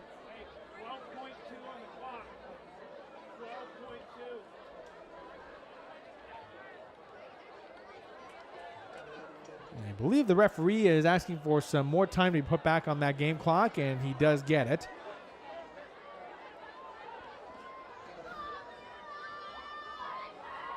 So 12.2 seconds left on this one. So it'll be a 2nd and 15 from the Pioneer 23-yard line. Johannes is split out wide to the right in this formation. They're still going with the 4 wide set. Thorne in the backfield with Yates. Gook is in the slot to the left as well. You may want to keep an eye on him. He may use the middle of the field for this play. Yates with the snap. Going to go towards the sideline for Winicky, and he had it for a second, but Vernon slapped that one away out of his hands. It was a good idea, however, as Winicky was trying to tightrope his way along the near corner of the end zone, but could not corral that one in. So 3rd and 15 with 6.5 seconds to go. And really at this point, if you are head coach Mike Ward, you'd have to think that maybe your only shot here is a quick throw to the end zone. This will be a 40-yard field goal attempt if they choose to do so. Either way, Leland would love to extend this lead before halftime, and another flag comes in even before the ball is snapped. And this is on Leland. I got to tell you, I'm pretty sure that they're going to have a lot of adjustments they're going to have to make when they go into halftime. And a false start once again, and they got cross north with a little bit of a early move on the right side, and those 2 false start penalties are pretty significant because those backed up Leland 10 yards. They were initially at the Pioneer 18, which if nothing else, it could have been a 35-yard field goal before halftime, and now you have to look at it. Now they're backed up to the 28. They got a lot of ground to cover. Yates with the snap, going towards the end zone, looking for Winicki, and that was batted away by Gomez. Nice way to get some air on that one. It's incomplete as Winicki was the intended receiver, and there is no time left on the clock, and that is going to be the end of the first half. And so that first half really has been the Carson Yates show. 2 touchdowns on the ground, 1 in the air. And as it stands right now, this will be a 19-0 lead for the Leland Chargers over their crosstown rivals, the Pioneer Mustangs. We will take a break. And when we come back, we will have a first half recap and get you ready for the second half. So don't go away. More to come from the Almaden Valley. You are watching the Battle of the Den 2018 on CreaTV Sports.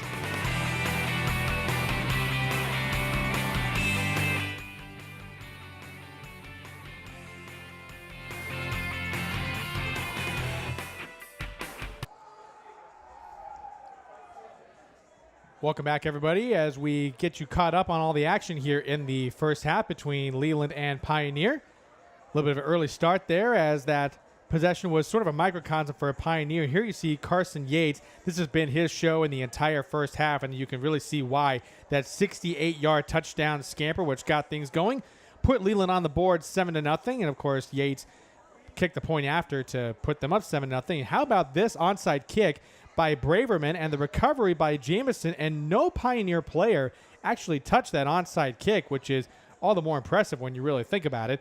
And Leland was not able to capitalize on that possession, however, but they were able to put some more special teams magic here.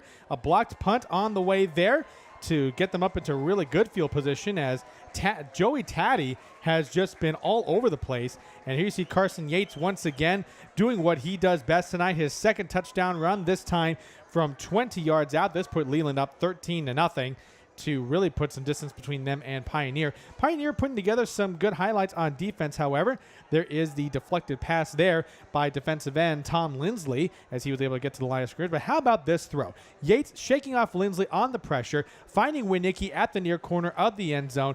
That was a touchdown throw. That was Yates' third of the evening, his first through the air. That was a 18-yard touchdown throw to Nate Winicki, and that is how we come across this 19-0 score with the Leland Chargers leading the Pioneer Mustangs here in the 2018 version of the Battle of the Den. Philip Kern here on the call with the rest of the CreaTV Sports crew. We're glad you could join us tonight in this first October evening of the entire month, and it's hard to believe we're already in the second half of the high school football schedule, which means there's going to be a lot of teams who still have a shot at Central Coast Section postseason play.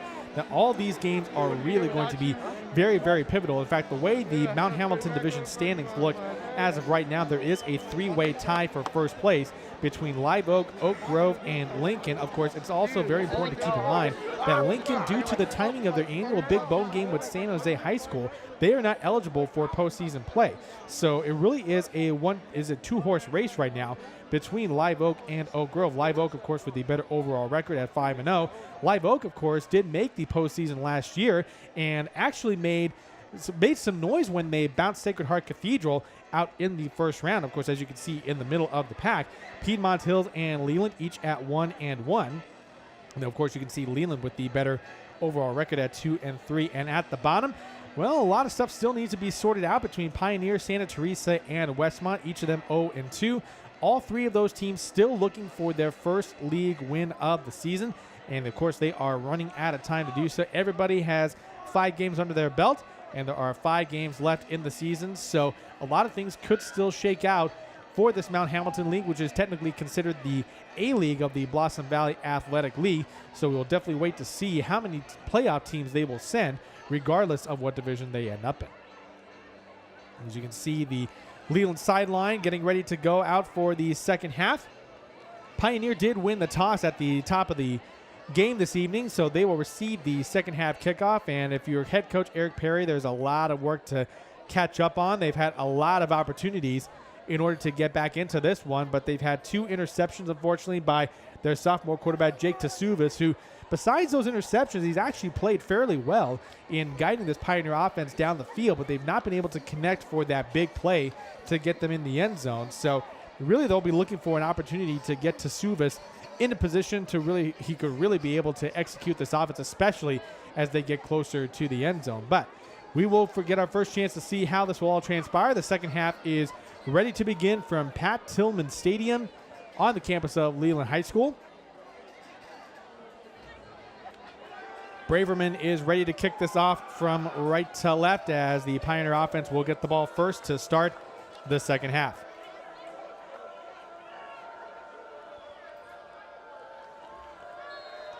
Braverman lines this one up. He is a right-footed kicker.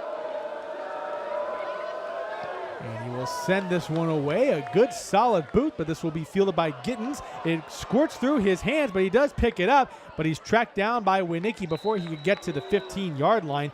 And a little bit of a disastrous start there for Gittens, as he came up to field that kick, and he let it squirt through his hand. But they will get the ball at their own 16-yard line, and this is where the Pioneer offense will get things going.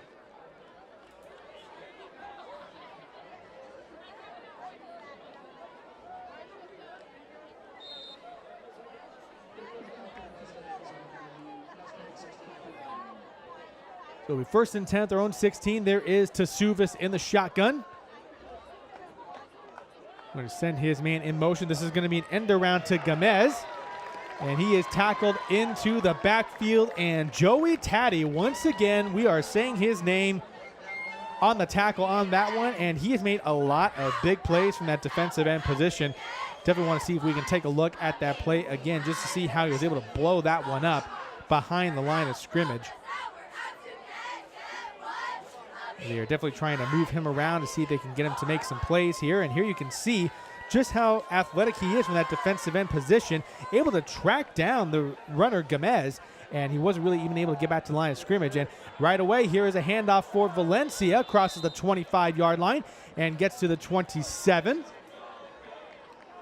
Good bit of running there by Edgar Valencia as he nets a first down for the Pioneer offense. And when they've gone to Valencia, he's done quite well in running against this Leland front seven. And you can see the handoff bouncing outside left tackle, taking a couple of Leland defenders with him as well. He is a tough runner. First and 10, handoff once again to Valencia. Breaks through a couple of tackles, crosses the 30, right along the far hashes, and gets to the 33-yard line. So all said and done, a gain of 4 on that play, so this will be 2nd and 6. That will be upcoming. They do need to get to the 38-yard line for another first down. And this time you can see the toughness of Valencia. He took 3 Leland defenders with him. A lot of hard work for 4 yards. Officially 2nd and 5 at the 34-yard line. Here's a pass on the flat, way overshot his target. That was Devontae Matthew, who was the intended receiver. And I think even Matthew was caught by surprise at how high that throw was, and maybe still a little bit of nerves, as we just talked about at the top of the broadcast. This is Jake Tasuvas' first start at the varsity level,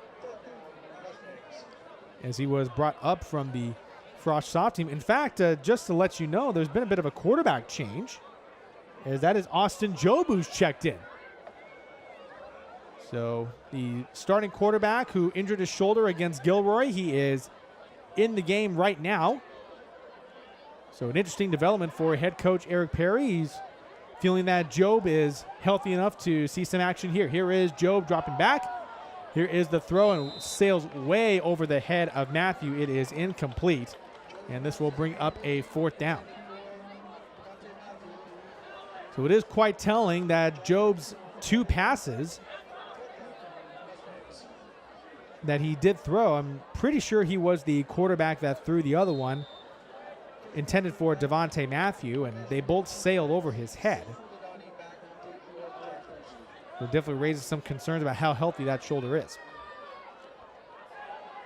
Low snap to Custer, barely gets that one away. Tadani is going to wave this one off, and this will be Gittens who will field that punt. It was a little bit shallow, but another possession that goes to the wayside here for Pioneer. And the struggles on offense continue as head coach Eric Perry put his backup quarterback Austin Job in, who was the starter at the beginning of the season. Maybe try to light a spark under this offense that really needs something to go its way, because right now the struggles to put up points are really starting to mount. So Leland will take over at its own 38-yard line. 10:03 left to go here in the 3rd quarter. They will take over with a 19-0 edge over Pioneer. Yates with some time, and he feels the pocket break down, and he will take a run outside the right tackle, and he gets near midfield, brought down at the 48-yard line. This will be a 10-yard run, and it will be enough to move the sticks. So 1st down again for the Leland Chargers, and once again Carson Yates making some things happen with his legs. And what was nice here is that Yates was able to keep his eyes downfield until the play broke down, and then sensed the pressure and had to escape out of that pocket. A couple of nice moves there to get to the far sideline and get to that 1st down marker. Showed some toughness at the end after being brought down by 2 Pioneer defenders. 1st and 10 from their own 48-yard line. Yates back in the shotgun. There's a handout to Cavanaugh. Gets across midfield and crosses the 45-yard line and gets to the 42. Jesse Cavanaugh showing some nice footwork there to get across the 50-yard line. This will be a 2nd and a very short one. You see the shotgun run right there as Cavanaugh, he really got to the 2nd level of the defense before anybody could touch him.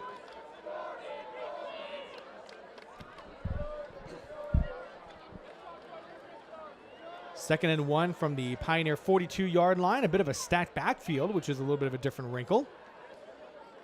Handoff to Thorne, going right up the middle. More than enough for a 1st down. They will mark him down at the 38-yard line. Gain of 4 on that play, and this will definitely move the chains once again, as it's another 1st and 10 for Leland.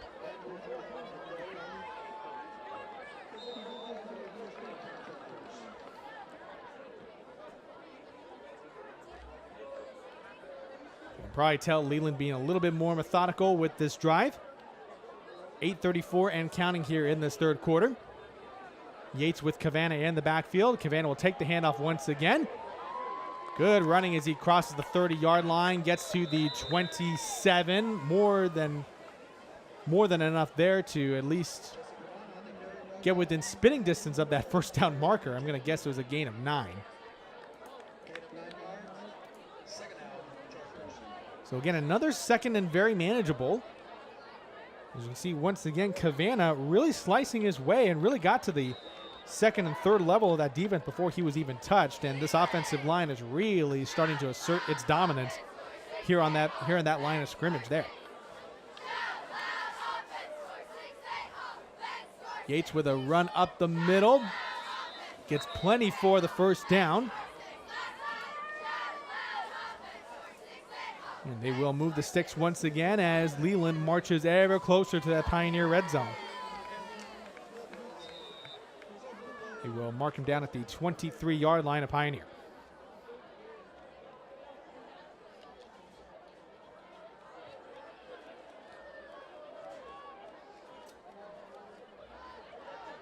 Yates back in the shotgun with Cavanaugh, right at his right hip.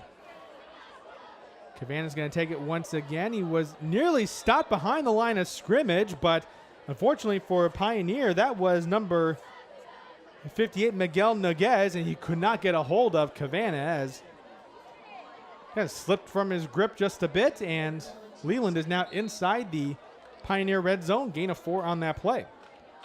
Let's go ahead and take a look at that run. As you can see, Noguez had him behind the line of scrimmage there, but Cavanaugh was able to spin away out of that tackle. Able to stay on his feet as Valencia eventually brought him down. Yates going for it all to the end zone, trying to find a receiver. That was Johannes, and he cannot come down with it. It's incomplete. So now this will be 3rd and 6. It will still be from the Pioneer 19-yard line.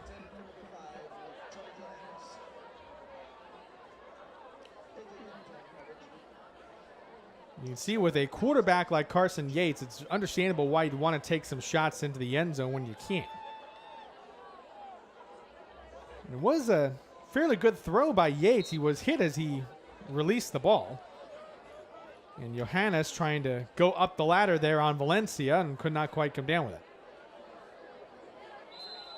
And we got some movement on the defense and the way players are reacting. I think this is going to be an encroachment on Pioneer.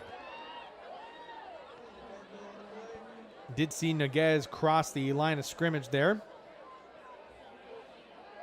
And it will be encroachment on the defense, so 5-yard penalty there. So this now turns it into a 3rd and 1 from the Pioneer 14-yard line.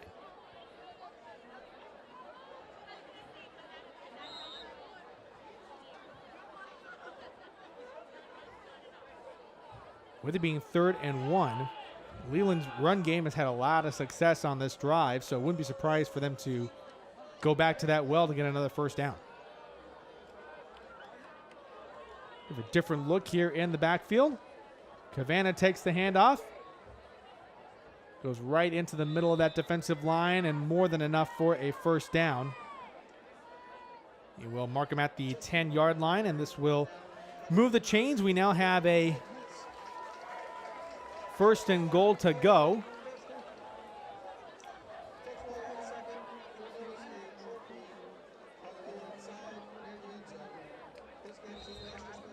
Ball's marked at the 10-yard line. So Leland essentially needs to get to the end zone to convert this play. Cavanaugh takes the handoff. He's got a whole bunch of room. He's going to get into the end zone. Touchdown, Leland Chargers. Jesse Copa Cavanaugh hits pay dirt for a touchdown. It's 25-0 Leland.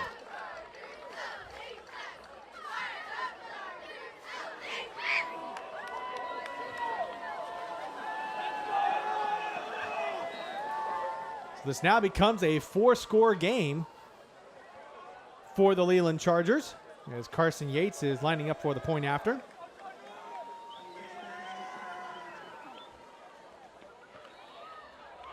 And the kick is a bit of a line drive, but it is through the uprights and it is good.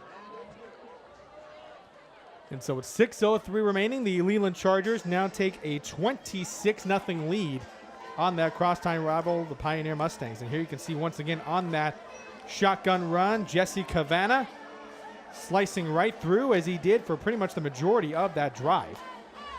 9-play drive for 62 yards and finds the end zone, and Leland out to a very comfortable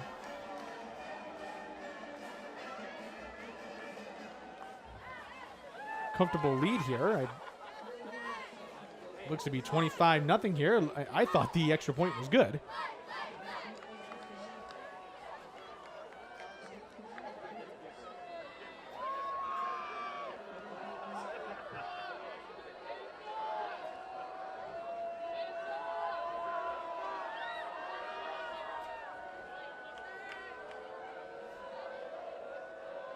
Braverman ready to kick it off from right to left. Sends this one up. It's a bit of a shallow kick once again. Alex Gittins fields it at the 9. Goes towards the far sideline, crosses the 20, gets to the 30. And he's tackled at the 35-yard line, and this is where the Pioneer offense will take over.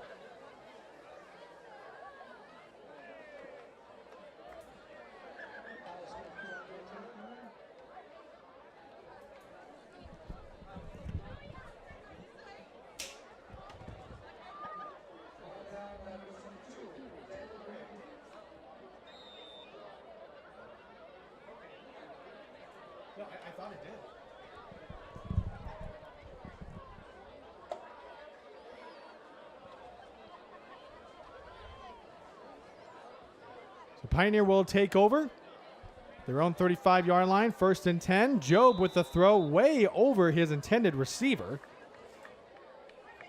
And that was Sanchez on the far sideline.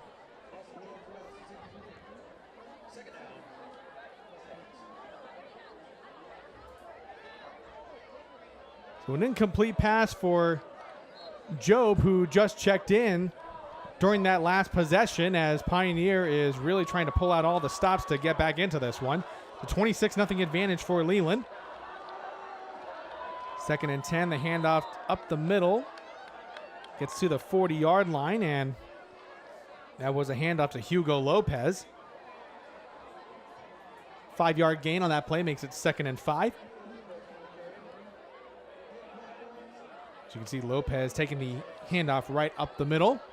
So this will make it a 3rd and manageable, and I'm sure they would love to see Austin Job complete a pass here. Get himself back in the groove of things. Job to the far sideline, and that is complete. More than enough for a 1st down, and that was Luis Sanchez on the reception. Great route run there by the starting corner, who is also seeing some snaps at receiver. Saw where the sticks were and ran that out route just enough to make sure he can get the 1st down and then some. So Pioneers offense getting a little bit of a spark of life here with the substitution of Austin Job into this game. Remember, he was the starter for this team the first 3 games into the season before he hurt his throwing shoulder. And he gives the handoff to Lopez again as the Leland front 7, making it very tough for him as Lopez gets to the 50-yard line.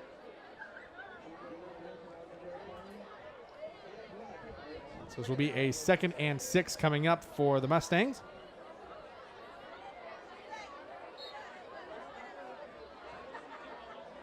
As we mentioned beforehand, when the league schedule started for Pioneer, the offense has had its fair share of struggles, and it seems to be that Job has given them a bit of a spark of life here. As Job was trying to get that out to Evan Vernon, and that throw was nowhere near him, and Vernon, I think, even slipped to the turf on that one. With the change of seasons to the fall now, turf is starting to get a little bit more slippery. So footing might become an issue as the evenings draw cooler. 3rd and 5 from the 50. He will send Valencia in motion to the right. Job feeling the pressure, and that is a completion. And look at Gomez getting into the open field to the 10, to the 5, and Pioneer gets on the board. Touchdown Pioneer Mustangs, a 50-yard catch and go for Nolando Gomez from the arm of Austin Job, and Pioneer has cut into this one 26-6.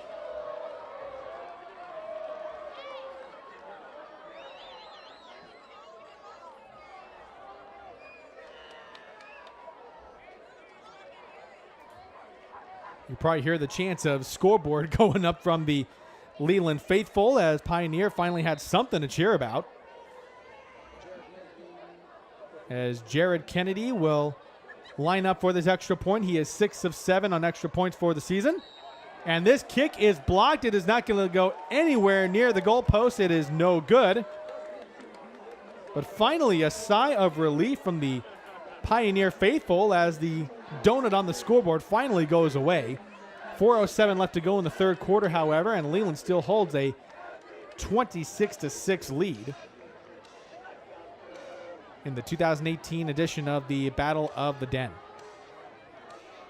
Let's go ahead and take a look at that play and how it developed. And Job setting up that screen nicely, and Gomez with that great speed there had all sorts of space in front of him.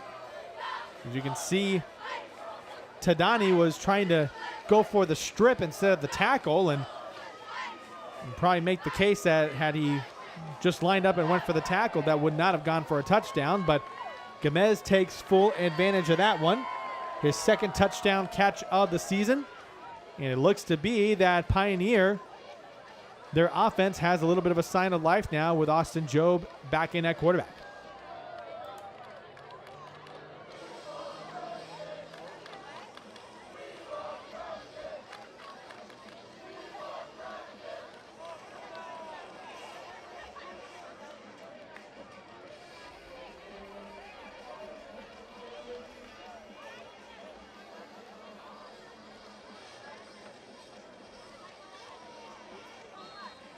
So we are ready to get things going here. Jared Kennedy with the kickoff duties. That is Fatehi back to return this kick for Leland.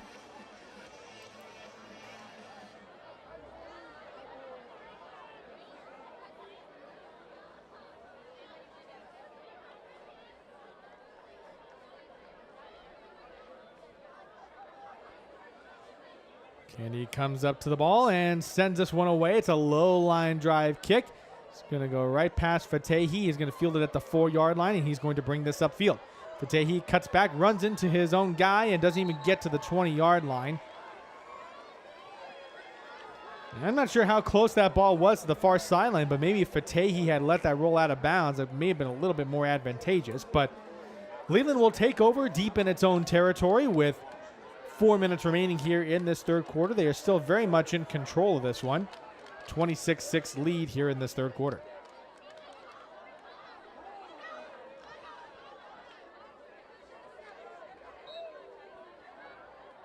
So Leland will take over at its own 19-yard line. Yates back into the game. Hands this one off to Cavanaugh.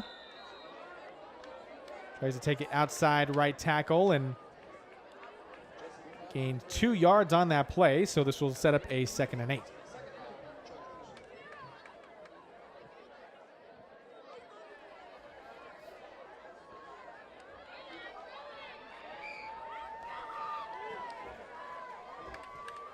Second and 8 coming up here for Leland. 3:30 to go here in this third quarter. Bit of a stacked backfield here. Is a little bit of a different look. Yates on the design QB run. Look at him with some tough yards getting to the 30-yard line.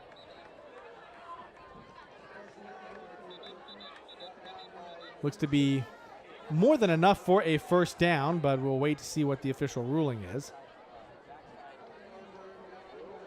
As you can see, Yates, when he gets going, he can be very, very tough to bring down.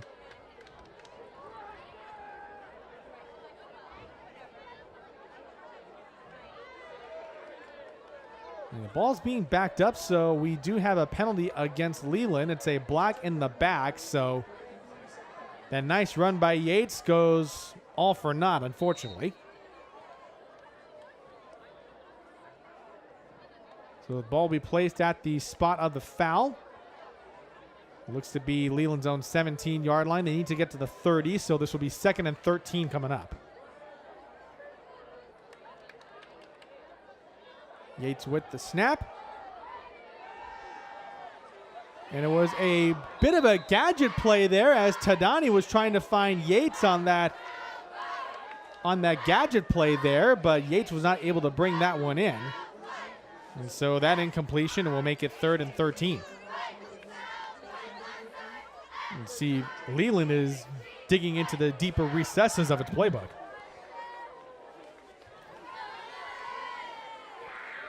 It was a bit of an end around as I think Leland was trying to do its own version of the Philly special. If you remember how that Super Bowl ended up between Philadelphia and New England, that play had a lot of similarities there. Unfortunately, not quite the same result, so it's now 3rd and 13. Yates with a very low snap, digs it out of the turf. Goes toward the near sideline. Nice comeback by Winicky to make the catch. He's to the 40, and he's at the middle of the field to the 50. He's into a foot race with the Pioneer secondary, and he's brought down inside the 30-yard line. Carson Yates putting that one on a rope for his receiver, Nate Winicky, and it's a big first down into Pioneer territory.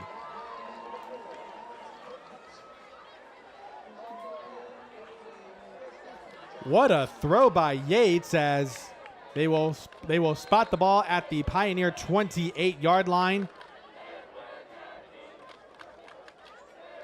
55-yard throw on that one. That was from a snap that was into the turf. A nice comeback by Winicky to get to the 30-yard line. He had a whole bunch of space in front of him. And really, if it wasn't for the closing speed of A.J. Gittens, for Alex Gittens, the Pioneer, Winicky could be in the end zone. Here's Cavanaugh once again. He splits right through the middle of the Pioneer defense. Touchdown, Leland Chargers.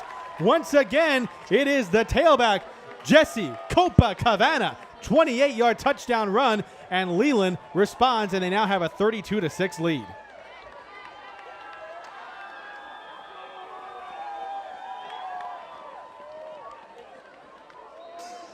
And for Cavanaugh, that's his second touchdown run of the night.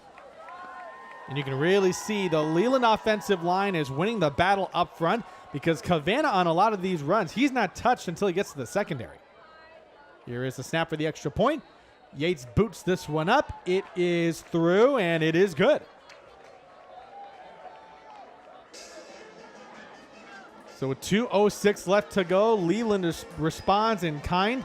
After Pioneer finally gets on the board, it is a 33-6 lead for the host Chargers, looking for their 4th win of the season. I'm going to take a look at the handoff by Cavanaugh. And really the only one who laid a glove on him was Devontae Matthew. And after that, Cavanaugh was off to the races and left the Pioneer Mustangs in the dust, showing him his own version of horsepower.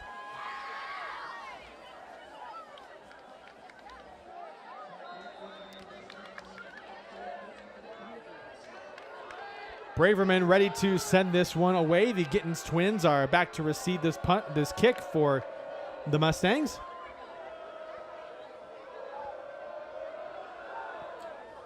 It's a low line drive kick, and this will be returned by the up man for Pioneer. Not a whole lot on that return for Jason Myers. It looks like he was a little bit slow to get up, but really sacrificed quite a bit on that kick return, as Pioneer will get the ball at their own 34-yard line.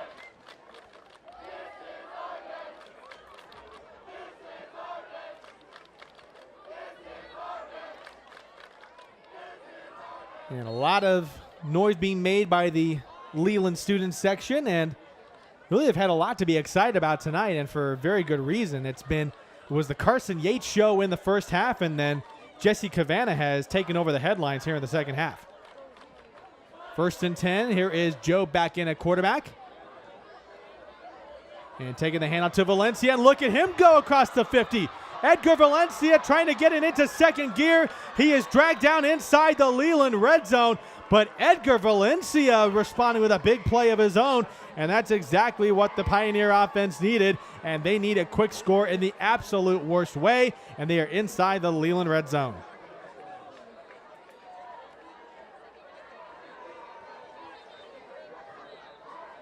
First and goal to go from the 10-yard line.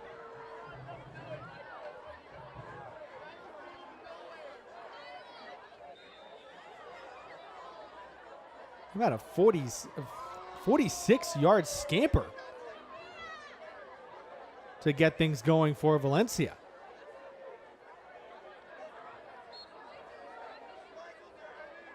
Actually, it's 56 yards. Live math is always dangerous. Handoff once again to Valencia, trying to stretch it out beyond right tackle. Cuts back inside, and nowhere to go as Preston Gook able to converge on that tackle on the starting running back for Pioneer. So no gain on that play. This will be 2nd and goal. Pioneer still needs to get to the end zone on this one.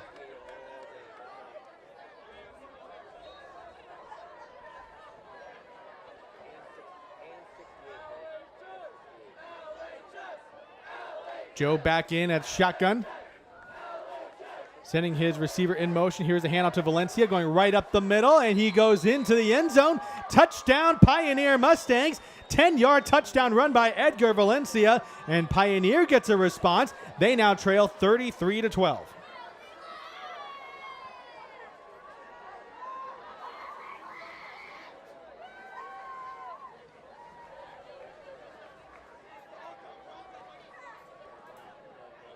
And with 1:05 remaining in the third, it seems like Pioneer's offense has come to life. The only problem is their defense has had a lot of struggle stopping the Leland offense.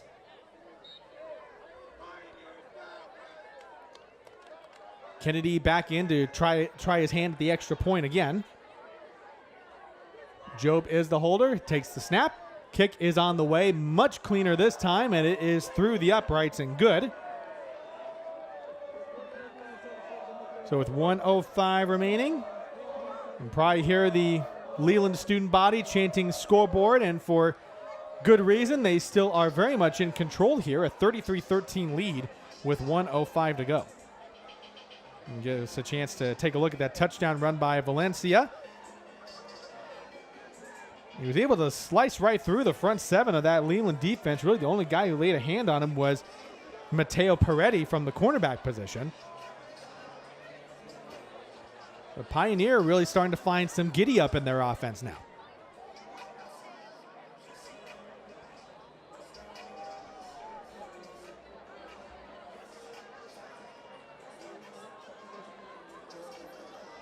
Now Kennedy will line things up for the kickoff.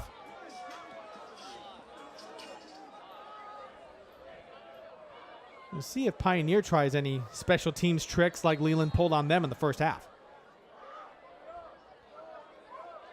And it's just your standard kickoff there. This will be returned by Fatehi towards the far sideline. Gets out of bounds at the 39-yard line. And that is where Leland will take over.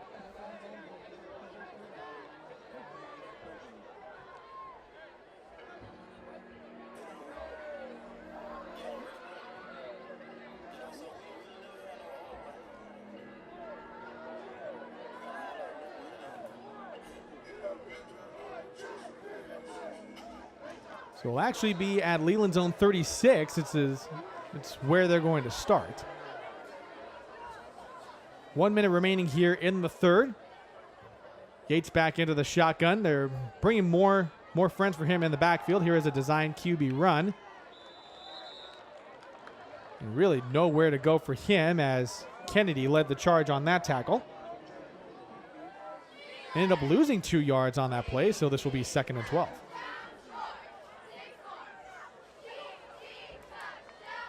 As you can see, really on that designed run, not a whole lot of places for Yates to go as Kennedy came shooting right through the line of scrimmage. Able to make a nice tackle there before Yates really got going. So 25 seconds left here in the third quarter. Most likely this could be the last play of the quarter. Yates takes the snap. Here is the handoff to Cavanaugh. It's across the 35-yard line and not much further. That was Lindsley with the tackle. Got back to the original line of scrimmage and then some. And they will mark him down at the 38-yard line, and that will be the final play of the third quarter. So we are 1 quarter away from deciding who will take home that gorgeous California Redwood Den Trophy. And right now, the way things stand, it is very much in Leland's control as long as things go this way. At the end of 3, it is the Leland Chargers leading the Pioneer Mustangs 33-13. We will step aside for a short break, and we'll have the fourth quarter from Pat Tillman Stadium live on CreaTV Sports. This show sucks. What the? Don't like this program? Did you know you could create your own? Really? Yeah. What the? First, there are a few things you need to know about copyright. Copyright is any intellectual property that is protected by law, such as literature, movies, music, and more. If you want to use intellectual property, you must get permission from the owner. But what if we can't get permission? Legally, you can't use it because you would be at risk of content removal and lawsuits. However, copyright fosters new and innovative ideas. If I want to produce content, but I can't get permission for intellectual property, We can use our own creativity. Copyright! Just remember, copyright is all around us, which means I must be going.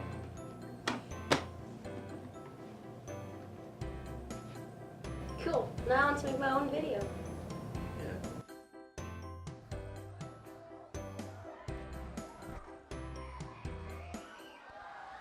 Ready to begin the fourth quarter. Yates looking downfield for Winicki. It's incomplete on that 3rd and 8, so it appears that Leland will have to send out the punt unit.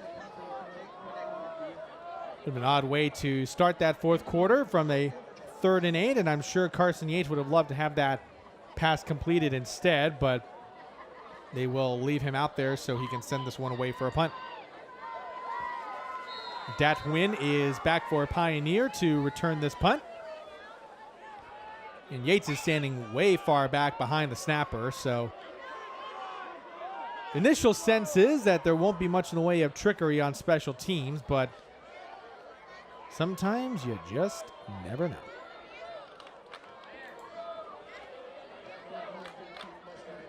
With a high snap, Yates is able to corral it. Nice kick, but going the other way to flip the field. This bounces right past Nguyen, and it's going to go out of bounds inside the 15-yard line. So a nice punt by Yates to flip the field on Pioneer for their first possession of the fourth quarter. They're going to have a long way to go, and the way things are going right now, they need to not just score, but they have to score very, very quickly. They want to give themselves a puncher's chance to get back into this game.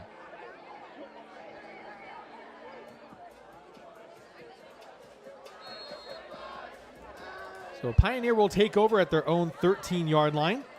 11:44 remaining in this one, as Pioneer's offense really has looked a lot different with Austin Jobe in at quarterback now. Really giving this team a spark of life. Try to at least get themselves a chance to get back into this one. However, that first half shutout that really is hanging with him right now is really hurting. Jobe takes the snap, goes to his left. It's in and out of the hands of Evan Vernon. It's incomplete for a second down. Trying to get that wide receiver screen set up, and unfortunately Vernon was not able to bring that one in.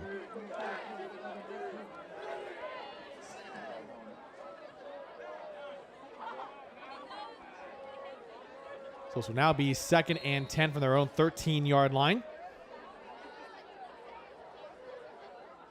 As I mentioned, Jobe is still in at quarterback.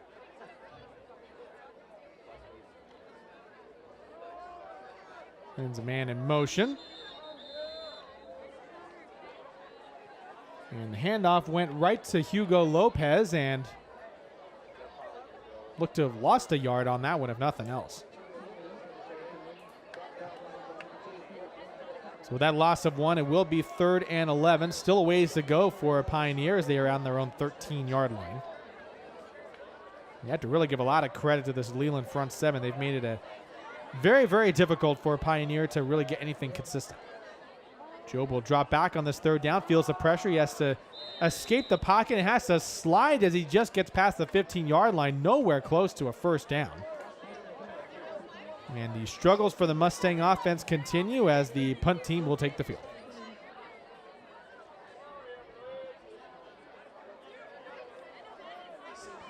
As you can see there, Jobe really didn't have a whole lot of time as Leland defensive line really was able to create a lot of pressure and collapse that pocket.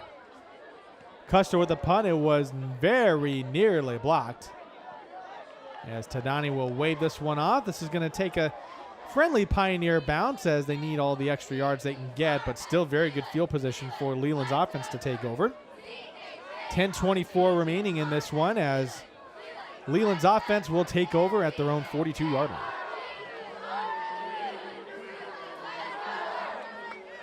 Let's take a closer look at this one as this punt was very nearly blocked. You can see how close it was. In fact, you got to give a lot of credit to the special teams unit for Leland. They've done a great job in really changing the momentum of this game a couple of times already.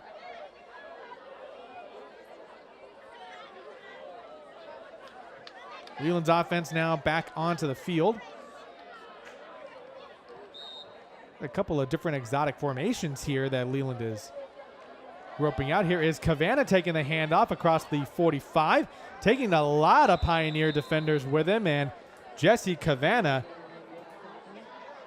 really has been the storyline here in the second half. In the first half, it was all Carson Yates, and as you can see, Cavanaugh with that 9-yard gain on the play is really slowing things down for the Chargers as they are trying to milk this clock down as much as they can. And Cavanaugh, once again, you can see he right around the 50-yard line is when he finally gets hit. But this offensive line is really starting to take control. Flag comes in just as the ball is snapped. I think there was some movement on the line. My initial sense is this could be a false start, but we'll see. And this is a false start against Leland, so they will lose 5 yards on that one. So a very manageable 2nd and 1 turns into a much less manageable 2nd and 6. You have Johannes split out wide to the right on this one. Lopez is in the backfield with Yates. And they will give the handoff to Lopez, trying to take it around the left side, and he was tackled before he could get back to the line of scrimmage, and that looked to be Kennedy on the tackle. And so Kennedy, no gain on that play, and you definitely see how this one transpired as Lopez trying to follow the block of Ames, but Kennedy had that one diagnosed right from the get-go and didn't let him go any further. And so they're actually going to give Lopez forward progress, 1 yard gain on that one, 3rd and 5 from their own 48. Another low snap, and Yates has to go chase this one down. He just has to fall on it, and he falls on it right at the 30-yard line. And I have to tell you, this has been a little bit of a problem that started to develop a little bit on the quarterback center exchange between Ames and Yates, and as a result, they do lose 18 yards on that play. And so this is definitely a punt situation, and Pioneer forcing a 3 and out, which is something we haven't seen them do very much this year. This may still give them a puncher's chance to maybe fire off a couple of quick scores, but again, the way the Pioneer offense has gone, maybe a tall order at this one. Yates sends this one away. Huynh is going to wave this one off. Bounces around the 35-yard line, and that is where it will be touched up by the Leland Special Teams unit, and that's where Pioneer will take over.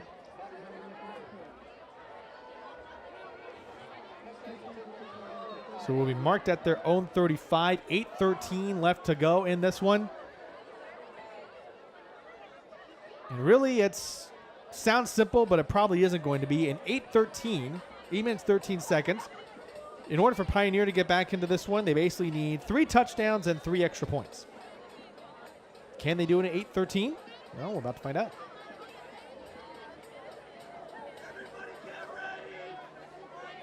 And musical chairs quarterback edition is getting into play here for a Pioneer. Tasuvas is back into this one,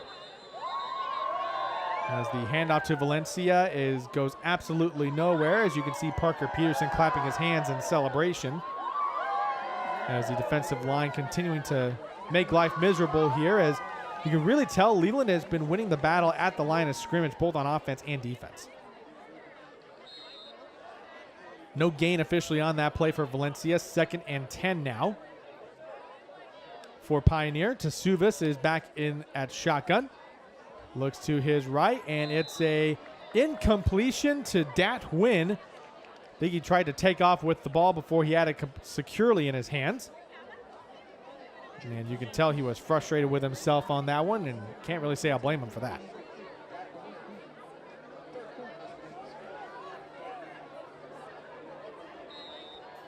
Third and 10 now for Pioneer. Sanchez is split out wide to the left. He is with his teammate Evan Vernon. They're both to Tasuvas' left-hand side. Tasuvas is going to go deep down the field. Wide open is Alfredo Valencia, and he is a gunner. Touchdown Pioneer Mustangs, 65-yard touchdown throw. The first of Jake Tasuvas' varsity career, and Pioneer is starting to claw right back.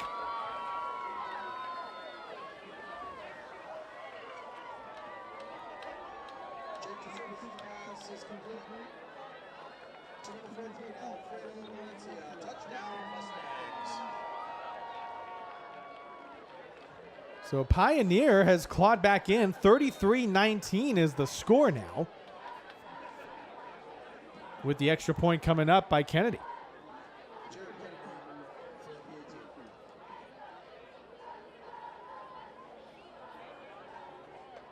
Well, things starting to get a little bit interesting now. Here is the snap. The kick by Kennedy is up. It's got the distance, and it is good.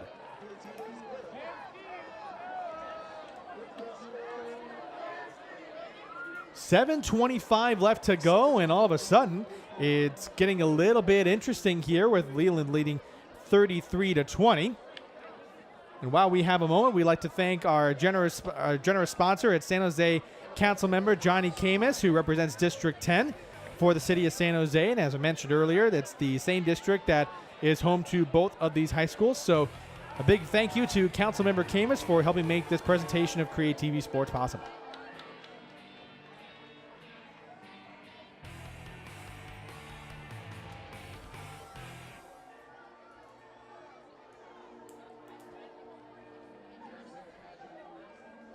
Kennedy lining this one up for the kickoff.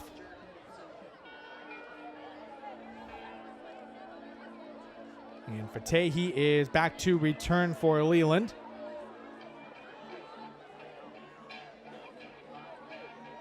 And we got a little M&M going here through the speakers for just a moment. Kennedy with a low line drive kick. It went off the arm of Winicki. And Leland looked to have recovered that one. So that was a nice heads-up play there by Tadani. I think I could hear the impact of that kick going off Winicki's arm.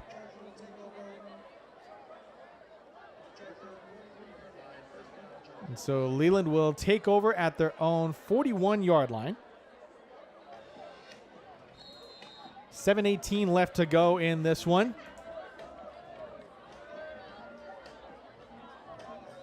I can imagine that head coach Mike Ward will try and play this one slowly and try to get the 4-minute offense going. Try to leave Pioneer as little time as possible for their next possession.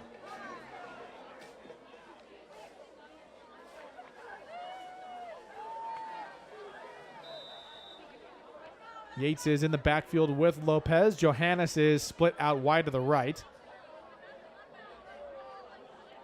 And there was a flag on the field, but they decided to pick it up. And we are ready for the next play. Hand off to Lopez, trying to go in between the tackles. And brought down almost immediately by the nose tackle, Dylan Gonzalez.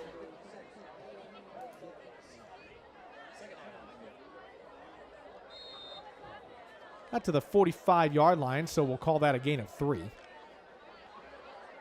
2nd and 7 coming up now for the Leland Chargers. We are past the 7-minute mark here in this fourth quarter. Yates takes the handoff, and it's a bit of a double handoff to Thorne, and Pioneer was able to really read that one. Tom Lindsley going into the backfield to break that one up, and Thorne is tackled for no gain on that play.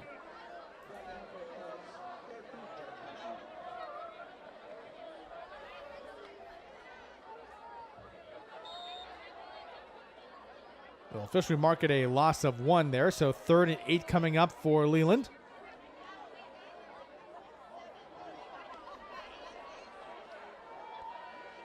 Here is Yates with the snap. He's in the shotgun formation.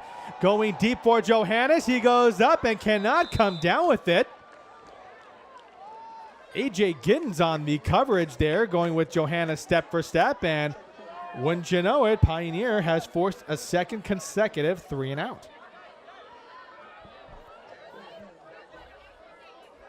And what's even better for Pioneer is that the clock is now stopped with 6:04 left to go on this punt.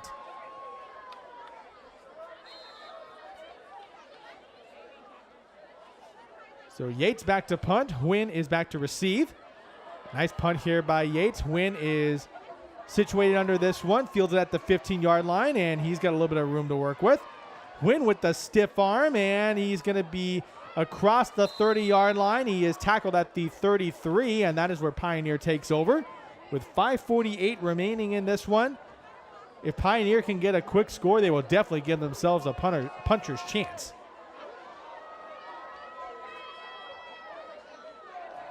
And they will mark this one at the 34-yard line, so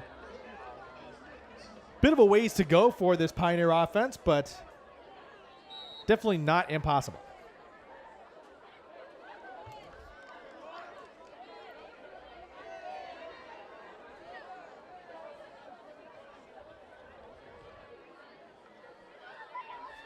Look to be at the early going a very comfortable Leland victory. Has really changed here over these last couple of possessions.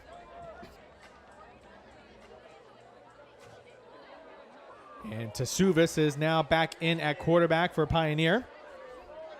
And that 65-yard touchdown pass earlier. He gives the hand. He's actually going to take it himself off the fake to Valencia. He gets around the right tackle side, gets a first down into midfield, and gets out of bounds. And that was a very smart play by the sophomore quarterback. He gets the first down that his team needs and uses the sideline to his advantage to stop the clock. So Leland's defense starting to show some cracks here in the fourth quarter. As you can see, Tasuvis using that zone read to his advantage, and nice heads up running there by the sophomore who was just brought up from the Frost Soft team this week.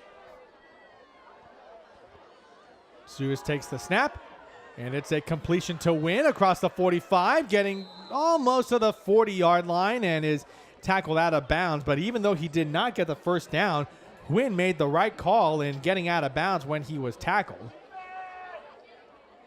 Pioneer needing to utilize every clock stoppage they can get. They want to try to get back into this game. 7-yard gain on that one for the completion to Win. It's now a 2nd and 2. That's coming up. They are at the Leland 42-yard line. 5:31 to go. Still a lot of football left to be played. Joe back in it. Actually, that is Tasuvis. And it's picked off by Lopez, and he's got a whole bunch of field in front of him. He avoids the tackle by Valencia, but is brought down by Tasuvis at the end. And a very costly interception by Tasuvis, his 3rd one of the night. But of the 3, that 3rd one really, really hurt.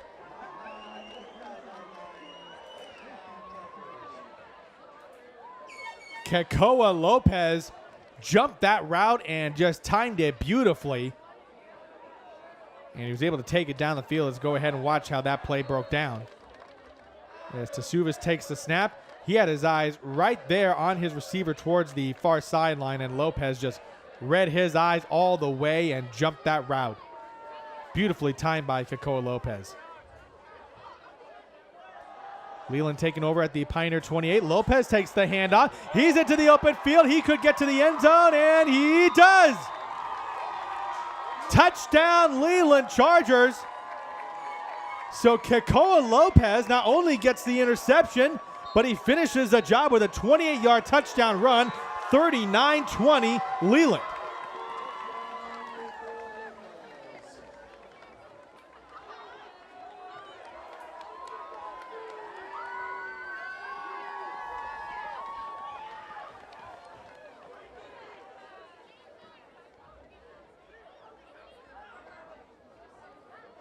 And unfortunately, it appears that we've got a player injured in the end zone. It looks like it might be a Pioneer player. We'll see if we can pick it up here on this replay. As you can see, Lopez following the block from Ames. He's pulling around from the center position, and a lot of patient running there by Lopez, getting into the 2nd and 3rd level of the defense. And I think that is Gittens, who is the injured Mustang from what I can tell. And that's A.J. Gittens, number 5. He was grabbing at his midsection there in the end zone, and that's who the Mustang training staff is attending to right now. And so while they're attending to him, we will take a quick break. And when we come back, hopefully we'll have an update for you on Gittens. So don't go away. More to come from CreaTV Sports right after this. We welcome you back to Pat Tillman Stadium, and thankful to let you know that A.J. Gittens is walking off, albeit a little bit gingerly under his own power, but he seems to be okay, so that is good news. It really sums up a tough night for the Pioneer Mustangs. Here is the extra point by Carson Yates. It is up and good.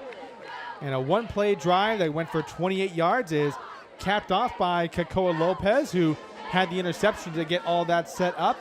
And that touchdown really could be the dagger for the Pioneer Mustangs, as with 5:12 remaining, Leland leads 40-20. Philip Kern here on the call. Glad to bring you this presentation of CreaTV Sports from Leland High School, set into the hills of the Almaden Valley part of San Jose. And this is the 2018 version of the Battle of the Den for this neighborhood rivalry that has gone on for quite a few years, but they added a very fun twist with the trophy made out of California redwood, and will be awarded to the victor of this one, where if things go well, Leland will probably be able to keep it around for another year. Braverman with the kick. He will send this one away towards the end zone. Alex Giddens fields it at the 8-yard line, and he will bring this one up. Giddens trying to reverse field, and Parker Peterson not letting him get away on that one. And now Giddens is a little slow getting up. Just saw his twin brother get hurt just a little bit ago, and this looks to be a little bit serious there, as Alex Giddens is limping off really badly as he's favoring that right leg, and it's definitely been a tough night for everybody wearing a Pioneer uniform.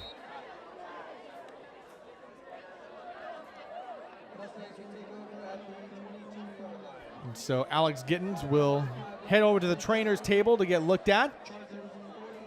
And while he's at it, he may be able to check on his twin brother to see if he's okay too.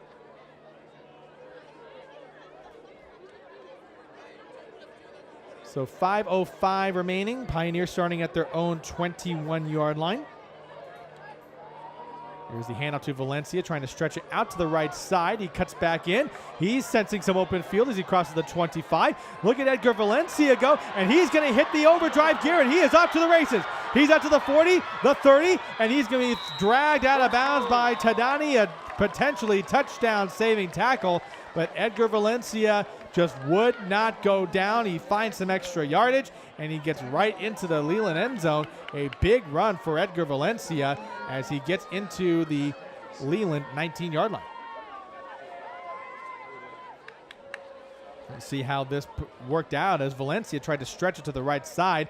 Saw that it was sealed off, and a couple of cutback moves there, and Valencia, as soon as he saw the open field, you could see he just burst into that second gear. And Valencia was really able to get things going there into the open field and create a big opportunity as play has been, everyone seemed to have just stopped all of a sudden. I don't know if they thought a whistle had blown or not. And Pioneer obviously very frustrated, as you can understand, because it seemed like as soon as the ball was snapped, everybody just slowed to a halt.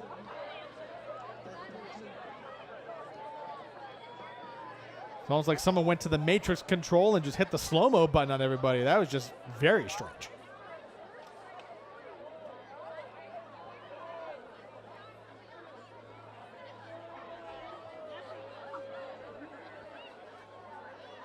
You can see how this worked out, and everybody just seemed to slow up.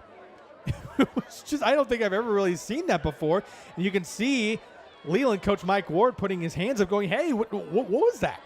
And I think everybody on the field had the same reaction. Everybody was just wondering, okay.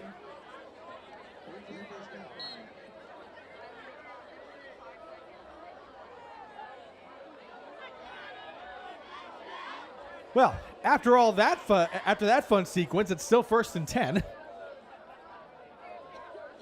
Pioneer from the Leland 20-yard line. Tasuvis is back under center. Back in shotgun, rather. A handoff to Valencia, going right up the middle. Needs 2 yards on that play, so this will be 2nd and 8 coming up. And Valencia really has been a bright spot for Pioneer, and understandably so. Their leading rusher coming into this one. Also one of their top defenders, even mentioned at the top of the broadcast, head coach Eric Perry did point him out as essentially the team MVP. He's definitely pulled his weight on his end, that's for sure. Fortunately, just 3 interceptions is just very tough to overcome, as they're finding out. Now Tasuvis takes the snap. Heave this one to the end zone, and that is another interception. Sid Tadani comes down with that one. That is interception number 4, and we have another downed Mustang at the far end of the field, and that was Evan Vernon, who was a little slow to get up, but the damage is done. An interception again for this Leland defense, the 4th one that they've had. Sid Tadani comes down with that one, and this game wasn't over at that point. This is definitely a big step closer to being as such.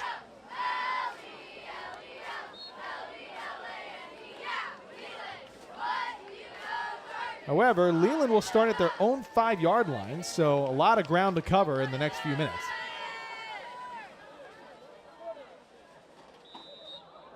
Handoff going right up the middle to Lopez, and that went absolutely nowhere. As you can see, the offensive line just bodies flying everywhere on that sequence. And after all that, it's just a 1-yard gain. So 2nd and 9 coming up as the clock continues to roll. 3:30 and counting in this fourth quarter. It looks to be a good night for the hometown Leland faithful.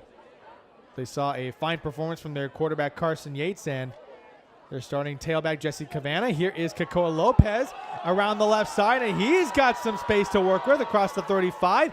Tackled at the 38-yard line, and Kakoa Lopez making some nice contributions on offense. He had an interception earlier that set up the touchdown to make this a 40-20 game, and he gets a 33-yard run on that one, and this will be a 1st and 10 at the 39-yard line. And just some patient running there by Kakoa Lopez following his blocks until he could get to the second level of the defense and took a couple of Pioneer defenders with him. So now it's be 1st and 10 from their own 39. Full house formation in the backfield. Nobody out wide on this one, as we are within 3 minutes remaining of this game being over. Cavanaugh out to the left, crosses the 40, stays within the hash marks, and gets to the 44-yard line, a gain of 5. Make it a 2nd and 5 coming up, and a much more deliberate pace for the Leland Chargers. So trying to milk this clock down to put a bow on this one. It's a fine performance both by their offense and their defense. We're coming upon the 2-minute mark here until the conclusion of this one.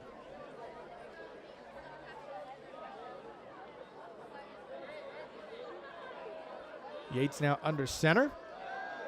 Handoff to Cavanaugh, and he's maybe got 1 yard if that. Tackle was made by Jared Kennedy. So this will be a 3rd and 4. We are within 2 minutes. And things as they stand right now, Leland will take home that Battle of the Den trophy for the 2nd consecutive year. Of course, as we mentioned, the first time that trophy was introduced was just last season. In fact, it was longtime Leland sculpture teacher Neil Hamilton who came up with the design. And it was a fine design at that. I got a chance to look at it before the game, and it's a very well-designed trophy. I definitely like the look of it. Lopez with the handoff, gets more than enough for the 1st down, crosses the 40, takes a couple of Pioneer defenders with him, gets to the 35, and another 1st down for the Leland Chargers. And with about a minute to go, I can sense that maybe they will go into victory formation to seal this one up.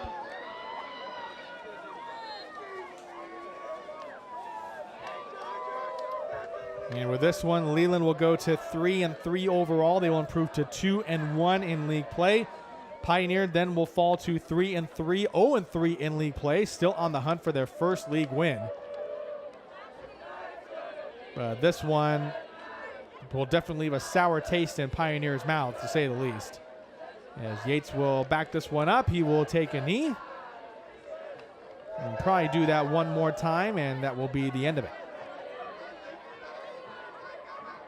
We'll be able to wrap things up for you here from Pat Tillman Stadium at Leland High School. The first Friday night of the month of October. And there will be no more kneel down. That is going to be it. The Leland faithful having a lot to celebrate tonight. The student body beginning to stand and cheer for their classmates who did a fine job tonight. The clock has hit 0, and the Leland Chargers will come away victorious. They win the Battle of the Den for the 2nd year in a row, a final score of 40-20 over their crosstown rival, the Pioneer Mustangs, in a game that really wasn't as close as the score indicated. Pioneer gave them a good run for all intents and purposes during the 2nd half, but really it was that shutout that Leland's defense pitched in the 1st half that really did them in. As you can see, both teams are exchanging handshakes there at the 50-yard line as the season will continue on for both of them, and this will give us a chance to sort of run through some of the highlights as to how we got here in the second half, and we can go ahead and give those a look for you. And there you can see the Leland Chargers coming out for the second half as they were leading 19-0. You can see the handoff by Cavanaugh getting to the end zone to get the scoring started for Leland. That score put them up 26-0. But Pioneer would not be denied. There is a screen pass to Gomez, and he took it right to the house, 50 yards out, as that's how Pioneer got on the scoreboard. They cut that lead to 26-6. However, Leland did one-up them a little bit later. You can see this play getting set up. Cavanaugh going up the middle and scoring from 28 yards out, and really only one Pioneer defender laid a glove on him, and that put Leland ahead 33-16, and then Pioneer with a response as well. And we'll get to that in just a moment, as Valencia had a very, very big run to get Pioneer into the red zone. And from 10 yards out, Valencia would punch that one in. This would put Pioneer within 20 at 33-13. And then this was a big one that really started to make Pioneer believe that they had a shot at it, as Jake Tasuvas, in his first varsity start, was able to find Alfredo Valencia for 65 yards for a touchdown. That brought Pioneer to within 33-20. But then here was the last touchdown of the game that really put the exclamation point on. Kikoa Lopez, 28 yards out.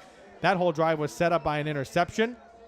That put them ahead 40-20. But Pioneer still gave it a good fight towards the end, as you can see demonstrated by starting running back Edgar Valencia, keeping that run alive and really doing everything he could to put Pioneer on his back to be able to give themselves a chance. But unfortunately, it was not to be tonight, as this very fine Battle of the Den trophy will stay with Leland. As you can see, Leland won this one the very first year it was introduced last year by a score of 21-7. And tonight, it will stay with Leland for another year as they take it home by a score of 40-20. Very well played game by both teams. Leland was able to come away with this one with a victory, and they have to be feeling pretty good about themselves as they go into the rest of their league schedule. It's only going to get tougher from here as the season will roll along. And just to give a preview for next week for both these teams, Pioneer will be hosting Oak Grove next week. That's always going to be a tough one. And then Leland is going to have to go on the road to Morgan Hill to take on the Live Oak Acorns, who are playing some very, very good football in this 2018 season. As we wrap things up here from Pat Tillman Stadium, please take a look at the credits for everybody involved for this production of CreaTV Sports. I want to thank you for joining us tonight for this presentation from Leland High School. My name is Philip Kern. Once again, your final score, the Leland Chargers will take home the Battle of the Den trophy, a 40-20 victory over their crosstown rival, the Pioneer Mustangs. And from all of us at CreaTV, have a good night from San Jose.